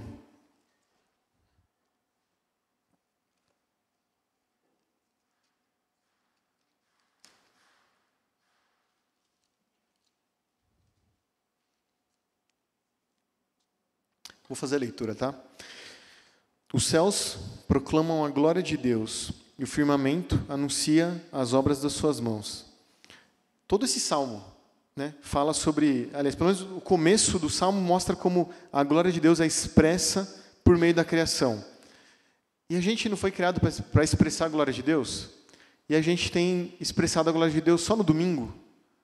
Né? Porque no trabalho... O trabalho não é local de expressar a glória de Deus. O trabalho é lugar de trabalhar. O trabalho é lugar de produzir. Eu tenho que ser produtivo aqui. Né? O Salmo 104, a gente está com o tempo meio corrido, eu não vou ler, mas fala... o salmista fala quão grandiosas, quão grandes são as obras de Deus. Que maravilhas. Que obras tão grandes, tão belas. E ele vai falando sobre várias coisas, como Deus criou o mar para o grande monstro marinho, os céus para as aves, colocou árvores para ser casas para os passarinhos, como os leõezinhos têm o seu alimento vindo de Deus. É um salmo muito bonito, fala sobre como Deus criou todas as coisas e sustenta todas as coisas, e todas as coisas estão ali para render glórias a Deus. E a gente esquece disso, ou pelo menos não esquece totalmente. A gente acha que a glória a Deus é no domingo, né? Porque a gente divide. Marcos 12, 30.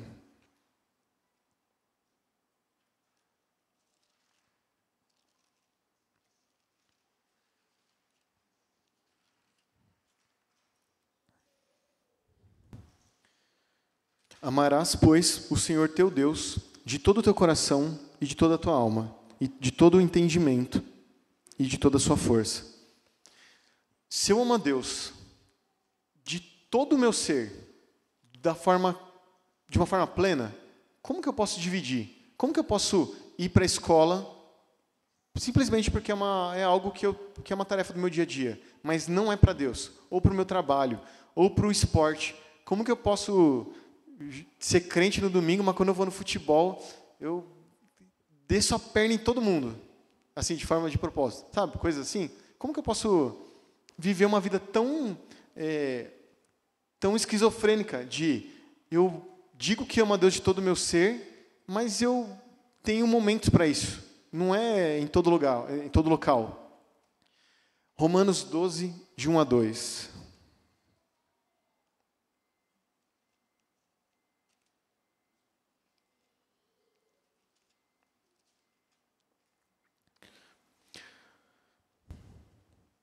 Rogo-vos, pois, irmãos, pelas misericórdias de Deus, que apresenteis o vosso corpo por sacrifício vivo, santo e agradável a Deus, que é o vosso culto racional, e não vos conformeis com este século, mas transformai-vos pela renovação da vossa mente, para que experimentais qual seja a boa, agradável e perfeita vontade de Deus. O nosso corpo, né, ou a nossa vida é um sacrifício a Deus e deve ser o nosso culto, né, falando sobre o nosso ser, sobre a nossa totalidade.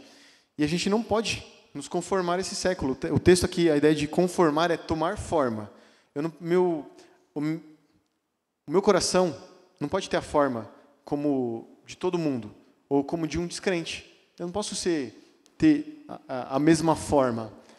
Colossenses 3, 23 a 24.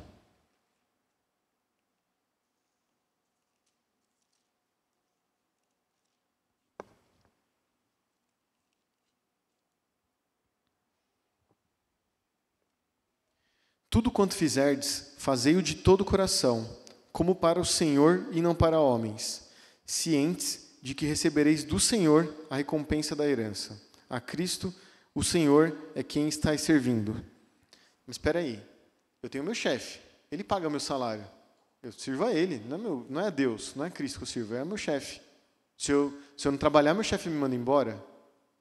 Mas a Bíblia fala que a gente serve a Deus. Em tudo que a gente fizer é para Deus. Então, são textos para mostrar que Deus é o Senhor do mundo. Não há nada, no momento algum, em que Deus não requeira a glória. Que Deus fala assim, ó, tá bom, eu quero ser glorificado só no culto, mas no trabalho pode ser, vai, dá glória para o seu chefe, vai. Eu vou deixar essas horinhas para ele. Deus é o Senhor de toda a nossa vida. E tem que ser. E essa é uma luta do todo crente, de todos. A gente tem que lutar para viver uma vida coerente, uma vida cristã integral. Eu coloquei umas últimas citações antes da gente pensar algumas coisas práticas. A Nancy Pierce, ela fala o seguinte: o primeiro passo para formar uma cosmovisão cristã é superar essa divisão severa entre o coração e o cérebro. Temos de rejeitar a divisão de vida em uma esfera sagrada, limitada às coisas como adoração e moralidade pessoal, em oposição a uma esfera secular, que inclui a ciência, política, economia e o restante do cenário público. Essa dicotomia em nossa mente é a maior barreira para libertar o poder do Evangelho para toda a cultura de hoje. O nome do livro, se eu não me engano, é Libertando o Cristianismo, o subtítulo, né, do livro. O livro é A Verdade Absoluta, o subtítulo é Libertando o Cristianismo do Cativeiro Cultural. E a ideia que ela está falando é, o cristianismo está preso numa gaiolinha lá, enjaulada. O capítulo base dela, assim, o capítulo inicial que ela fala, levanta o problema, chama Destruindo a Grade. É a ideia de que a gente tem que quebrar, a gente está preso. A gente, que eu digo, a nossa mente está ali, presa nesse pensamento dividido. E aí tem que ser destruído, tem que quebrar a grade, tem que ser libertado, entende? A gente precisa, o cristianismo, ele tem que, nós, né, como crentes, precisamos quebrar isso, essa divisão, para a gente poder viver um evangelho para a cultura de hoje, não só para a nossa casa. A gente faz cultura, o mandato cultural diz que tudo que a gente faz é cultura. Então, a gente tem que fazer cultura, aonde a gente estiver, né, cultura que eu digo é trabalhar, é fazer o sapato, é preencher o relatório. A gente tem que fazer tudo isso. E a gente só vai fazer isso para Deus e glorificando a Deus quando a gente entender e quebrar, né, na nossa mente. Como quebrar as grades dessa jaula? Nutrindo uma cosmovisão cristã. E aí eu coloquei... Como a gente faz isso? A gente faz isso, por exemplo, são pontos de vista. Compreendendo criação, queda e redenção. Eu separei um livro para a gente ler. Sobre como a gente entende isso. Que não existe nada criado fora da criação. Então, se tudo é criado por Deus, na criação de Deus, e o propósito de tudo foi dado por Deus, quando a gente começa a entender isso, a gente entende que o trabalho é dado por Deus. Deus deu trabalho para Adão. Né? Não é Deus deu trabalho para Adão antes da queda, não foi depois. O católico às vezes fala isso, né? Que o pecado é por causa... Aliás, o trabalho é por causa do pecado, né? Adão já trabalhava antes. O pecado teve outras proporções. O trabalho agora é penoso, mas Adão já trabalhava. Então, a gente precisa entender isso, olhar o mundo pela visão da criação, queda e redenção. Olhar que tudo foi criado por Deus e é de Deus, mas não é mais como era antes. A gente vê o pecado enraizado em tudo, em tudo. Mas Deus vem redimindo as coisas. A gente vai tirar um dia para estudar melhor sobre isso. Outro ponto de vista, o mandato espiritual, social e cultural. Ele fala sobre mandato espiritual, sobre como eu fui criado para adorar a Deus. Então, tudo, em última instância, na minha vida, é para adorar a Deus. O mandato social, como eu fui criado, um ser relacional, que deve se relacionar. E que isso remete ao mandato espiritual. Então, os meus relacionamentos devem ser redentivos, devem ser de uma perspectiva da glória de Deus. E o mandato cultural, a mesma coisa. Como que eu faço cultura? Como eu cultivo e guardo o jardim que Deus me deu? Mas sabendo que foi Deus quem me deu e que é para Ele que eu faço isso. Outro ponto de vista, da mordomia cristã. A mordomia cristã é o pensamento de que eu tenho que viver uma vida sabendo que eu não tenho as coisas, mas Deus tem, Deus é quem me dá. E Ele me dá no sentido de que eu sou mordomo. O mundo criado ainda é de Deus. Os recursos naturais do mundo são de Deus. Mas eu tenho que usar a água como um bom mordomo, ter um bom uso da água. Ou eu vou deixar a torneira lá ligada lá e vou só fazer qualquer... Sabe? A mordomia cristã nos fala até como um crente pode cuidar do meio ambiente, sem ser um ambientalista louco aí que coloca o ambiente como o Deus, ou redime por meio do ambientalismo, sabe? Tudo isso fala sobre como a gente deve ser bons mordomos do mundo que Deus criou. E são alguns pontos de vista, né, teorreferente. Como que a gente olha tudo, ou como a gente deve olhar tudo, na verdade, pelo ponto de vista de Deus. Como que eu olho para a história do mundo?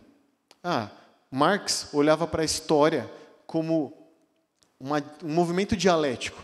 É assim, um problema tem uma resposta para o problema e surge uma nova etapa. Aí essa etapa, em um momento, vai virar problema. Aí surge uma nova resposta e vai virar outro problema. E isso é uma cascata. Só que, assim, ele não só pensava nisso. Ele pensava que são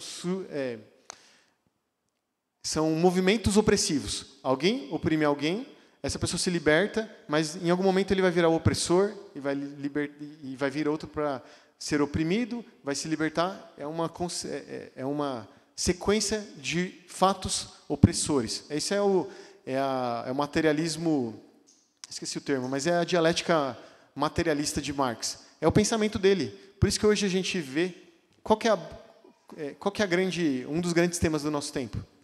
A opressão, as minorias. O que as minorias são? Grupos oprimidos. Por que sempre tem a discussão? O preto contra o branco, o pobre contra o rico, a mulher contra o homem. Tem vários outros. Só quem não é oprimido é o gordinho, né? O gordinho é sempre o feliz, né? Mas todos os outros são oprimidos, certo? Porque isso está em voga. O nosso pensamento hoje é baseado nesse pensamento marxista dessa opressão. Então eu vou olhar para a história assim, como Marx falou, ou não? Eu vou olhar para a história como a história que Deus tem conduzido para que culminasse na vinda de Cristo Redentor, redimindo o mundo, né, na sua primeira vinda, e na segunda vinda que ali haveria a redenção plena. Eu vou só... óbvio que eu, enxergando criação, queda e redenção, eu vou ver o pecado no mundo. Eu vou ver a opressão, em alguns momentos, contra grupos. Eu sei que existe, não posso negar isso.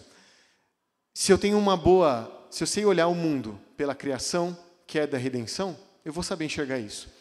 Agora, se eu olho pela lente marxista, eu só vou ver que o mundo é isso. O mundo a história, na verdade, é isso. A história é uma sucessão de fatos opressores. Certo? Então, eu posso olhar isso, eu posso falar assim, eu posso enxergar que é Deus encaminhando a sua história. E a gente vê que os tempos estão se dificultando. E é claro isso. Mas tudo isso vai culminar na segunda vinda de Cristo. Então, são formas como a gente deve olhar o mundo. O Philip Fontz, ele diz que se alguém passa muito tempo recebendo respostas imanentes para perguntas transcendentes, essa pessoa vai acreditar nas respostas. Ele está falando o seguinte: se eu pergunto para minha mãe, a criança pergunta para a mãe sobre como é o trabalho, por que eu preciso trabalhar? E aí a pessoa vem e fala assim, você precisa trabalhar porque você precisa de dinheiro. Isso é uma resposta imanente, ela é material, aqui do nosso mundo. Agora, se eu dou uma resposta transcendente, Deus te criou, Deus criou todas as coisas com um propósito. E Ele criou o mundo, e Ele criou o trabalho. E o trabalho é bom. Óbvio que a queda afetou o trabalho. Ainda assim, o trabalho é bom, trabalhar é bom. A gente vê vários textos na Bíblia que falam que o trabalho é bom. Se eu dou uma resposta transcendente para ele vai aprender a partir desse ponto de vista. Só que alguém que fica sempre ouvindo uma resposta imanente, trabalhar é um peso, tem que trabalhar, mas é um fardo da sua vida, mas você vai ter que trabalhar. Estudar também. Mas, saiba que você vai ter que estudar a vida toda, tá? Você acaba o colégio, depois faz faculdade, depois faz um curso e você nunca vai parar de trabalhar, de estudar. Pessoas que ouvem essas respostas imanentes por muito tempo, eles vão crer nessas respostas. E essas respostas vão se internalizar e aquilo vai ser fato para ele. Ele vai acabar vivendo aquilo. A gente dando boas respostas não é a certeza de que quem ouve ela vai viver de coerente, ainda mais se você der más respostas. Então, a gente precisa saber dar boas respostas para os nossos filhos. Boas respostas que eu digo olhar para Deus como o referente, uma visão teorreferente, sempre apontando para Deus. E a última, Francis Schaeffer, ele diz que o cristianismo não é uma série de verdades no plural, mas é a verdade, escrita com V maiúsculo. É a verdade sobre a realidade total, não apenas sobre assuntos religiosos. Não existe nada que não seja de Deus, ou que a gente não possa olhar pela perspectiva de Deus. Nada. Quando a gente faz isso, a gente está errando. A gente, na verdade, já errou, né? E aí, para a gente pensar, irmãos, eu separei algumas perguntas aqui. Se alguém quiser comentar alguma, pode comentar. Só vamos ser objetivos, mas se alguém quiser comentar alguma, fica à vontade. Algumas questões para a gente pensar. Como não é tão preto no branco. É fácil a gente falar de coisas, fácil falar de gênero, é fácil. Mas falar da forma como a gente lida na nossa casa, na nossa família, nos problemas, como a gente lida com os problemas, com o trabalho, isso é tudo muito mais difícil. É mais difícil a gente enxergar isso.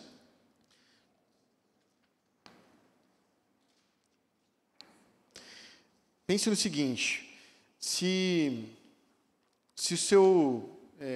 alguém perguntar para o seu filho assim, pelo que o seu pai ou sua mãe vive, como ela demonstra, o que ela expressa ser a verdade pela qual ela vive. Aí será que o seu filho, o meu filho, vai pensar assim, vai responder assim, meu pai ou a minha mãe, ele vive para Deus, porque tudo que ele faz de alguma forma que ele expressa que ele sabe que é Deus, é para Deus que ele faz aquilo, ou que ele fala sobre Deus e como Deus se relaciona com as coisas. Então, meu pai está trabalhando, mas ele entende como Deus se relaciona com o trabalho. Ou se ele está no lazer, ou se ele está em casa descansando, ou qualquer coisa, né? Seu filho fala isso sobre você? Ou não? Pensa que seu filho pode falar assim, minha mãe só pensa, sei lá, em questões estéticas.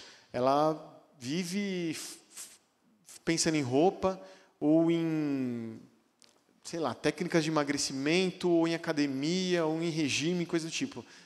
Ou sobre saúde. Tem gente que... Minha mãe vive, ou meu pai também, né? Meu pai vive na academia, ele faz todo tipo de esporte, ele corre 3 horas por dia, ele faz isso, aquilo e o outro, e ele vive para ser uma pessoa saudável. Ou o meu pai ou a minha mãe vive para o trabalho. Meu pai chega em casa todo dia, 10 horas da noite. Ou a minha mãe, ela trabalha o dia inteiro, ela trabalha no trabalho, mas quando ela chega em casa, ela chega cedo, mas ela pega o notebook e vai trabalhar em casa também.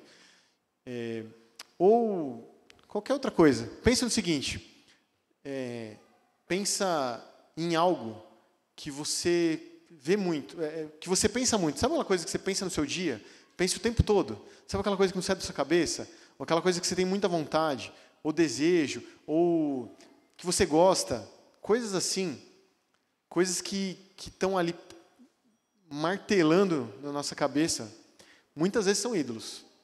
Uma coisa que você tem dificuldade de largar ou que não sai do seu coração, muitas vezes é um ídolo. Pensa como o seu filho responderia. Será que eu tenho cuidado da minha casa? Ou não? Será que a minha vida tem girado em torno do meu lazer? Não, eu sou um cara que trabalha, mas o que eu gosto mesmo é lazer. Eu trabalho e eu quero ter um bom emprego para poder ter dinheiro, porque se eu tiver dinheiro, o que eu vou fazer? Eu chego em casa, eu saio do trabalho, aí eu gosto de jantar naquele restaurante da hora. É caro, mas é bom. Aí eu vou lá, pelo menos 2 vezes na semana, aí um outro dia eu vou no cinema, e aí todo fim de semana faço um bate-volta para a praia, e nas férias de meio do ano e do fim do ano eu vou ou para outro estado ou não, eu junto dinheiro para ir para outro país. Sabe? O lazer, ou então assim, eu tenho que chegar em casa e eu preciso ligar o Netflix, eu preciso ficar ali, assistir uns 2 filmes, uma série e mais alguma coisa lá, porque não dá. Meu trabalho foi massacrante e se eu não fizer isso eu vou explodir, minha cabeça vai explodir. Eu vivo para o lazer, eu vivo para o trabalho, eu vivo para questões, sei lá, estéticas, para a saúde. A gente pode pensar em várias coisas. Onde você tem gastado o seu tempo? A vida de todo mundo é corrida. E cada um pode pensar assim, nossa, mas mal me sobra tempo. E eu sei, todo mundo está no mesmo barco, né? Nosso mundo não nos deixa sobrar tempo.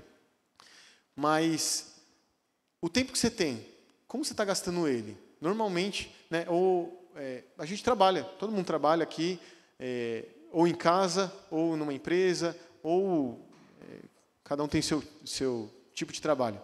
Mas como que a gente tem gastado o tempo que nos sobra? Ou, por exemplo, o tempo que me sobra é para o meu trabalho. Eu pego o notebook lá e vou trabalhar em casa. Entende? Outras perguntas. Vamos pensar mais algumas coisas. Qual é a primeira coisa que vem na sua mente se você pensa sobre sucesso? Eu quero que meu filho tenha sucesso. Pensa aí, o que vem na sua cabeça? Eu quero que meu filho seja uma pessoa bem-sucedida. O que vem na sua cabeça? Vem na sua cabeça uma pessoa inteligente? Vem na sua cabeça... ser bem-sucedido é ser inteligente. Se você é inteligente, você sabe você sabe trabalhar, você vai saber lidar com o mundo, com as coisas, com os problemas, com as dificuldades, sei lá. Então, você é bem-sucedido. Você é bem-sucedido quando você tem um bom trabalho? Quando você é bem visto, você tem uma carreira, as pessoas olham para você e falam assim, nossa, o Jorge, eu quero ser como esse cara aqui. O cara é respeitado, o cara é inteligente, o cara sabe lidar no trabalho, o cara tem dinheiro pra caramba. Sabe coisa assim? Pessoas bem-sucedidas, que normalmente são, quando a gente pensa em, aliás, ter uma boa carreira, assim, ser bem visto, normalmente é isso que a gente pensa de ser bem-sucedido, né? O que é bem-sucedido? É uma pessoa que teve uma ótima formação. A criança estudou nas melhores escolas, naquela escola que é assim, eu fui na escola e o diretor falou assim, 80% dos alunos que saem daqui entram em faculdades públicas. Tem esse discurso. Entram em faculdades boas, ou conseguem bons trabalhos, bons empregos, né? E aí eu coloquei ele nessa melhor escola, para ele sair, fazer o vestibular, nas melhores faculdades, porque ele só pode ser uma pessoa bem-sucedida, ter uma boa carreira, se ele estiver numa faculdade boa. E aí, fez uma faculdade boa, depois fez doutorado, mestrado e não sei o que mais. E esse cara é bem-sucedido, meu. O cara fala de tudo. Tudo que você conversar com ele, ele vai saber responder. Ou pelo menos ter uma ideia. Isso é ser bem-sucedido, uma pessoa com um bom nível acadêmico. Uma pessoa acadêmica é ser bem-sucedida?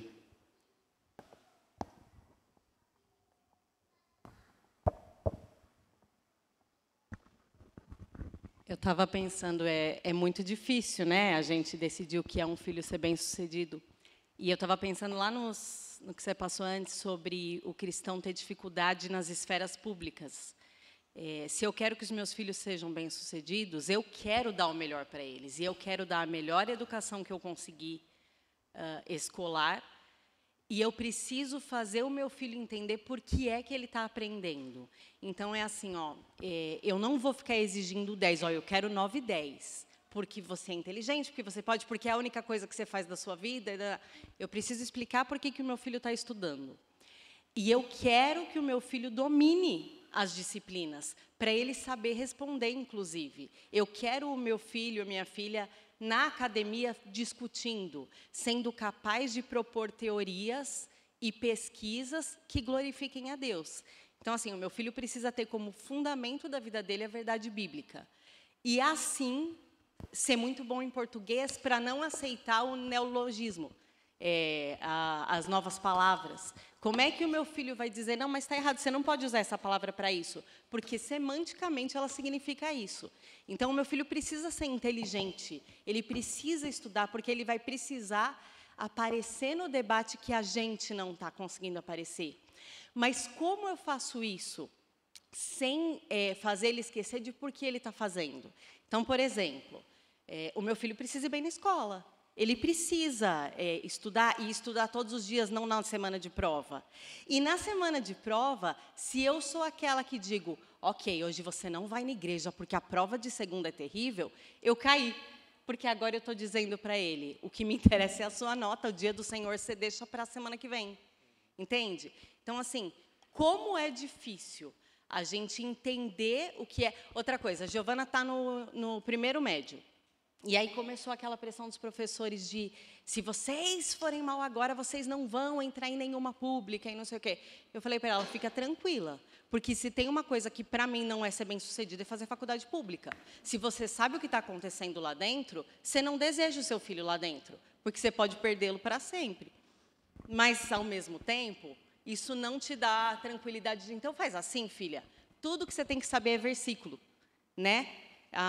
Tira a média 7 aí para passar, porque a escola vai acabar. Não é isso, entende? A gente precisa conseguir entender as duas coisas. Meu filho precisa gostar de estudar. E se ele não gosta, eu vou ter uma tarefa a mais aí, porque eu vou ter que aprender o que ele está aprendendo para ensinar. Eu não posso ser aquela mãe que fala assim, eu não lembro.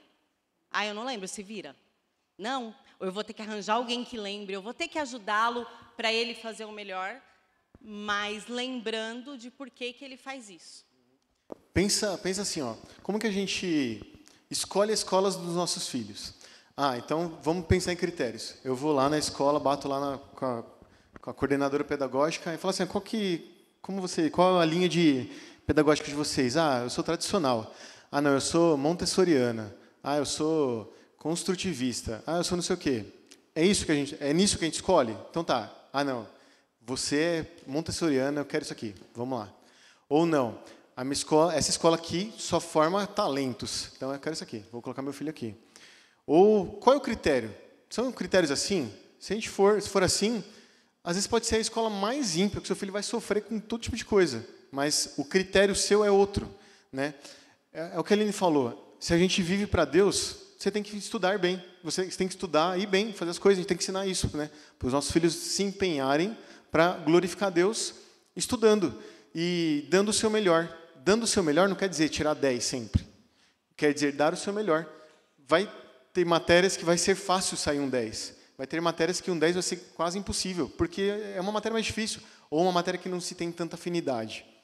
Mas o que rege o meu pensamento de escola? É 10 ou é glorificar Deus e dar o melhor? Entende? Dar o melhor que eu digo vamos se esforçar, vamos trabalhar.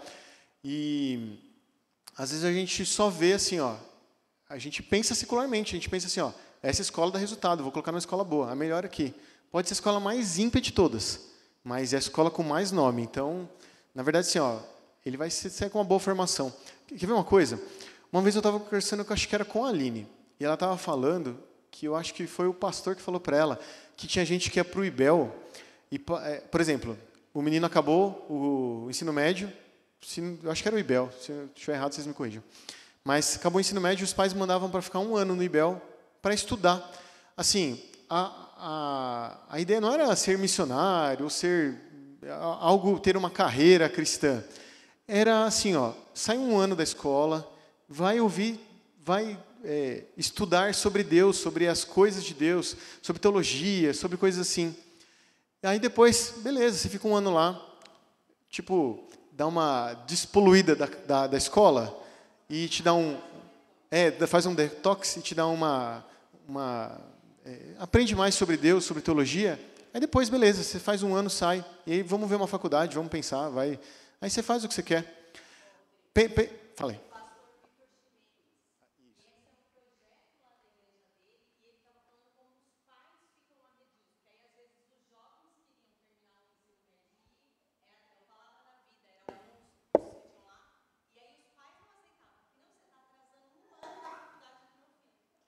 Então, é por isso que eu levantei. Pensa no seguinte, você faria isso? Você pensaria assim, ó, levaria essa questão, assim, essa proposta com bons olhos, fala assim, não, acho que é bom mesmo. Ou não, fala assim, não, meu filho precisa 1 ano a menos, ele está perdendo 1 ano.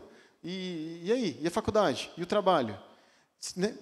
Pensa como isso é uma mente quebrada. Ele tem uma vida toda, né? A vida dele está na mão de Deus e ele pode perder 1 ano para estudar isso, né? E essa questão do ser bem-sucedido chama muito a nossa atenção mesmo, né? Porque, ouvindo o que a Aline falou, juntando tudo, se eu penso assim, o meu filho precisa ser bem-sucedido, então eu preciso pagar a melhor escola para ele precisa estar na melhor escola. Para eu conseguir pagar a melhor escola, eu vou ter que fazer o quê? Eu vou ter que trabalhar muito mais para conseguir dar conta de pagar essa melhor escola para ele poder ser bem-sucedido. Eu já estou falando para ele qual é a minha prioridade na vida. Se é ser bem-sucedido, eu estou trabalhando, eu não vejo mais, talvez a gente perca tempo em família, talvez seja isso, né, da mãe ou do pai, não sei, que chega do trabalho e já vai para o trabalho de novo no computador e não vive mais, talvez pare de vir para a igreja porque eu estou tão focado em, não, eu preciso pagar a conta, precisa ter a melhor casa, precisa ter a melhor escola, precisa ter o melhor ensino, que eu perco o foco, né, do que Cristo me mandou fazer. Então, se eu confio que o ser bem-sucedido não é academicamente, né, nesse sentido assim, precisa ser a melhor escola, tal, mas que Deus continua conduzindo todas as coisas e que Deus vai conduzir o meu filho da maneira que Ele determinou que ia ser, e eu vou fazer o meu melhor, e o meu filho vai fazer o melhor dele. A gente, sempre fitando a Cristo, não precisa ser necessariamente a escola mais cara, né?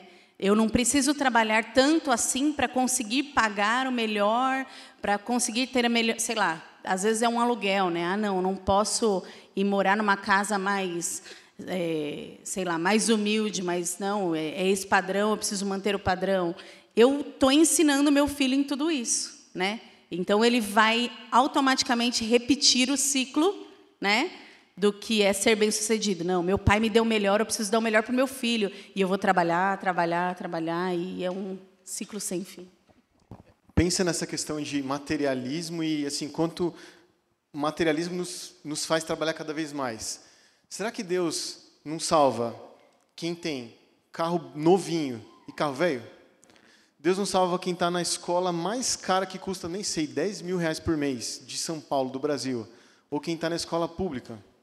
Ou será que Deus não salva quem tem a melhor casa, no melhor bairro, ou quem mora na pior casa, na pior situação? Eu não estou sendo simplista de falar assim, não, então vamos para o monastério viver no meio do mato. Não é isso, essa não é a questão.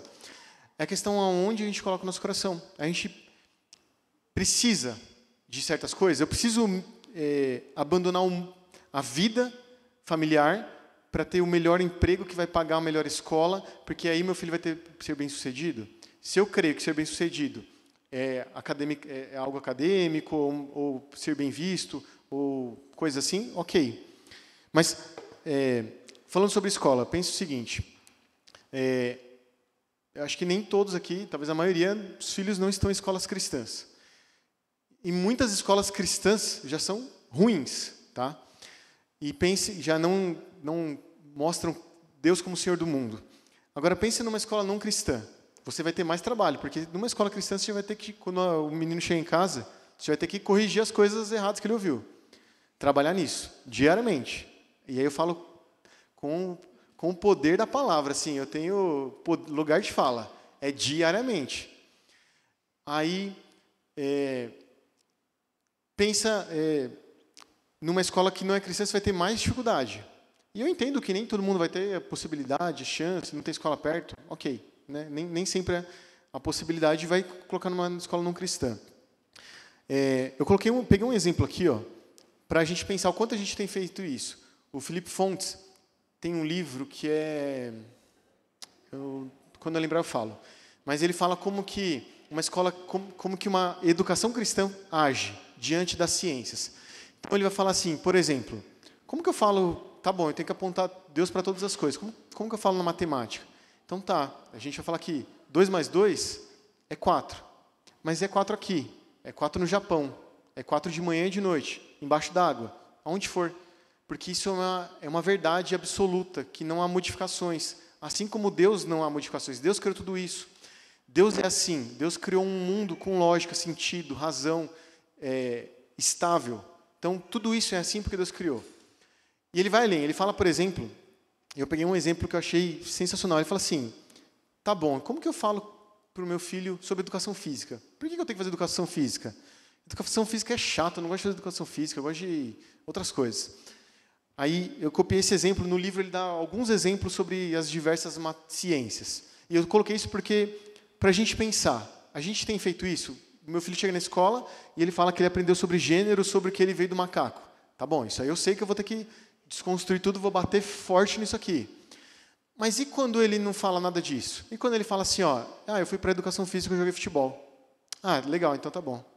Então Deus, quando ele ouve do macaco, que ele veio do macaco, isso eu tenho que corrigir, porque isso é impiedade. Mas, se ele simplesmente fala assim, o professor dele fala assim, você tem que jogar bola, e tem que jogar, tem que fazer. Tem que jogar porque tem que jogar, todo mundo está jogando. E aí, eu vou só concordar com o professor e falar assim, não, 2 mais 2 é 4 porque você tem que jogar bola porque tem que jogar. Eu vou só concordar? Vou ler o exemplo bem rapidinho. Educação física e cosmovisão cristã. Ele fala primeiro que a primeira forma como ele liga numa cosmovisão cristã é porque o esporte faz bem ao corpo e, como templos do Espírito Santo, nós temos que ter um bom cuidado. Primeiro ponto. Mas o segundo ponto que ele fala é muito mais difícil de se pensar e achei sensacional. Ele fala a analogia sobre esportes. Ele fala assim, pensa no esporte, pensa sobre o futebol. Ele fala que existe 3 analogias. Analogia legal. Os esportes são regidos por regras, assim como o mundo de Deus é regido por leis. E da forma como no mundo de Deus existem relações de causa e efeito que determinam retribuições boas e más, as boas e as más ações. Então ele está correlacionando. No futebol, se eu fizer uma jogada errada aqui, posso pôr tudo a perder. Meu time vai tomar. O Jorge está com o braço quebrado ali. Ele, né? Uma coisa errada que você faz, você toma um gol. Entende? Então, o mundo é assim. O mundo tem consequências boas e más para as ações boas e más. O mundo é um mundo regido por leis que Deus criou, assim como o jogo, um esporte, futebol, por regras. Então, como que isso há uma analogia? Como que seu filho pode falar assim, nossa, eu tomei um cartão vermelho? E aí você pode falar assim, porque você fez uma coisa errada, não foi? E aí você pode puxar e explicar que a gente peca, que a gente erra, isso traz consequências erradas, mas que Cristo redime. Entende como não tem coisas, tem lugares, coisas que são difíceis da gente chegar a um ponto de vista até o referente, olhar para Cristo. Mas, de alguma forma, sendo mais fácil ou mais difícil, a gente tem que fazer isso. Ele continua. Tem a analogia social. No esporte, ninguém vive sozinho. E no mundo também. O mundo possui uma estrutura relacional e exige que vivamos com outras pessoas. Do mesmo modo, ninguém joga sozinho. Mesmo o esporte individual exige companhia do adversário. Da mesma forma, ninguém torce sozinho. O espectador solitário se vê unido em alma aos demais torcedores, estejam eles em qualquer lugar. Então, como que o esporte tem um âmbito relacional? E a gente vê isso no mundo, na igreja. Então, como isso é importante? E a última analogia narrativa. Você já pensou por que nos projetamos na figura de um atleta, sentindo-nos participantes de sua vitória ou da sua derrota? Possivelmente, essa identificação tem a ver com o princípio de representatividade presente na trama da história de Deus. Pensa como a gente... quando você era pequeno, você jogava futebol, aí você fala assim, eu sou o Pelé. Aí o outro fala assim, eu sou o Zico. Sabe, coisa assim? Ou como eu, quando você vai brincar, as crianças vão brincar e falar assim, eu sou o Homem-Aranha, eu sou o Capitão América. Existe um princípio de representatividade. Nós somos representados por Adão, mas agora por Cristo. Então, pensa como a gente pode olhar para as coisas, para as ciências e achar analogias que não são forçadas. O mundo é relacional e nós temos um mandato social porque Deus é relacional. Deus se relaciona na Trindade. Então, não é algo forçado. Estou forçando aqui. Não é. A gente pode relacionar essas coisas. E eu peguei esse exemplo porque ele achei ele bem diferente, bem atípico, coisa que a gente não pensaria normalmente. Mas para a gente pensar que, quando seu filho chega da escola, pergunta para ele, como foi seu dia? Como foi o relacionamento com os seus amiguinhos? Você brigou? Você fez o quê? E ele vai contar as coisas, tanto as que ele fez, como que os amiguinhos dele fez. E aí você pode falar, mas isso aqui não é muito legal, né? Biblicamente, né? E mostrar o que é certo e o que é errado. Ou mostrar como que ele está aprendendo. Ele não está aprendendo coisas aleatórias. A matemática é uma coisa. A educação física é outra coisa. O mundo de Deus não é assim. O mundo de Deus é um mundo... Existe a palavra holístico, né, que fala do todo. O mundo de Deus é um mundo onde tudo se relaciona. Tudo. Não existe nada à parte. Nada por acaso. Então, a gente tem que olhar com esses olhos. Eu tenho mais um monte de perguntas, irmãos, mas... esse daí. Educação em casa, na igreja e na escola. Ele fala como que os agentes da educação são... O agente principal é os pais em casa, mas a escola e na igreja. Então, são os 3 agentes de educação e como a gente deve olhar, por exemplo, para a educação escolar com um ponto de vista cristão. Pensa no que você faz no seu dia, onde você gasta o seu tempo. Eu tenho gastado 2 horas do meu tempo no celular. Abre o Instagram lá, ele tem uma parte de configurações que ele mostra lá o seu tempo. Ou então baixa um aplicativo lá que você fala assim, ele vai medir lá. Eu passei 10 minutos no Chrome, 50 no WhatsApp, 3 horas no Instagram. Ele vai te falar o quanto tempo você gastou no seu celular. Ou na televisão. Ou, sei lá, eu passei 3 horas na academia. Ou eu fiquei o dia inteiro, a tarde inteira conversando com a vizinha lá e meu filho ficou lá assistindo televisão. Pensa no que você gasta o seu tempo. Isso mostra aonde você põe o seu coração. Isso mostra o que você valoriza, o que você acha importante. São um monte de questões para a gente pensar. Eu vou mandar o arquivo, né? Tira 5 minutinhos, eu vou mandar no grupo lá, um documento do Word. Pega lá e pensa as perguntas na sua vida. Como você tem lidado com isso? Né? Com certeza, em todas elas, em algum grau, a gente tem dificuldade. Algumas mais, algumas a gente é algo urgente. Outras a gente compreende e enxerga isso na nossa vida já de uma forma melhor e tem lutado e tem tido melhores resultados. Mas a gente precisa enxergar como que a nossa vida não é uma vida segmentada, compartimentada. Ela tem que ser uma vida para Deus. Certo? Alguma coisa ficou obscura? Ou alguém quer comentar alguma coisa? Não? Tranquilo? Então, eu vou fazer o seguinte, irmãos. Eu queria fazer com os irmãos e eu queria convidar todos para participar, não só quem está aqui, mas vou mandar lá no grupo também. Eu separei um trecho desse livro. A ideia é sempre fazer um encontro, a gente estuda sobre algo, discute. Esse primeiro encontro, irmãos, eu falei que é dividir, né? E eu não dividi os grupos. Porque eu acho que esse primeiro é muito basilar, muito fundamental. Assim, basilar que eu digo é a estrutura do que a gente vai pensar para frente. E eu queria dar aplicações gerais e não são nem aplicações para os filhos. Eu não estou falando sobre a escola aqui, se você está olhando o que a sua escola ensina para o seu filho de 4 ou para o adolescente. Isso é geral, porque isso, na verdade, é para a gente. Essas aplicações aqui são para a gente. Então, por isso que eu não separei. Mas a ideia é, nos próximos, a gente separar. Então, a gente vai falar sobre, sei lá, sobre educação, como eu educo meu filho, como eu faço culto com meu filho em casa. Então, eu acho que faz diferença a gente separar, ou problemas, dificuldades de relacionamento. Faz diferença, faz sentido em separar os pais dos adolescentes, porque a discussão é uma, enquanto que dos menores é outra. Tá? Então, por isso, justificando por que eu não separei, e eu vou mandar lá no grupo um arquivo, não é nenhum capítulo desse livro, é menor do que um capítulo, é um trecho, é umas 30 páginas. E eu não lembro, mas eu coloquei a data lá, eu acho que é no mês que vem, para a gente marcar um dia, para a gente marcar não, está marcado, para a gente ler esse livro e a gente faz online mesmo, acho que pode ser online, se a gente ver que dá certo, e a gente tira uma horinha, no máximo, para a gente discutir. Discutir que eu falo eu li, e o que você achou? Fernando, o que você achou de interessante aqui? Destaca aí os pontos que você achou interessante, o que você acha que não é só interessante, mas eu caio nisso aqui, ou eu tenho dificuldade com isso aqui. Levantar pontos assim para a gente discutir, bem tranquilo, tipo um clube do livro, tá? Eu vou mandar o arquivo, é um PDF de um trecho do livro, já justificando. Não é o livro todo. Quando a gente fala de PDF, pirataria, não estou mandando o livro pirata para vocês. Estou mandando um trecho. Por lei, existe uma quantidade máxima, não sei se é 10% ou 15%, até alguns falam que é 10%, outros falam que é um pouco mais, uns 15%. Não há um consenso sobre isso, mas é um trecho, pode reproduzir, posso mandar um trechinho ali. Então, vou mandar um trecho desse livro. Aí, a gente, nesse dia, online mesmo, a gente conversa, discute. Dia 1/6. Outra coisa, lá no grupo, na descrição do grupo, quero colocar todas as informações lá, tudo que eu coloquei lá. Vou colocar o PDF, acho que eu já coloquei lá, inclusive. Eu acho que está lá o nome do livro, o dia, e se você clicar lá, está o PDF lá. Eu acho que eu já coloquei, senão eu mando lá no grupo também.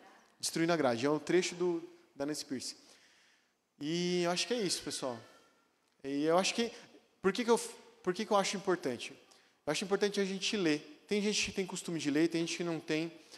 E às vezes a gente perde coisas preciosas por não ler, ou por falar assim, eu não gosto de ler, ou eu não sei ler. E aí, ler é o esforço e a repetição.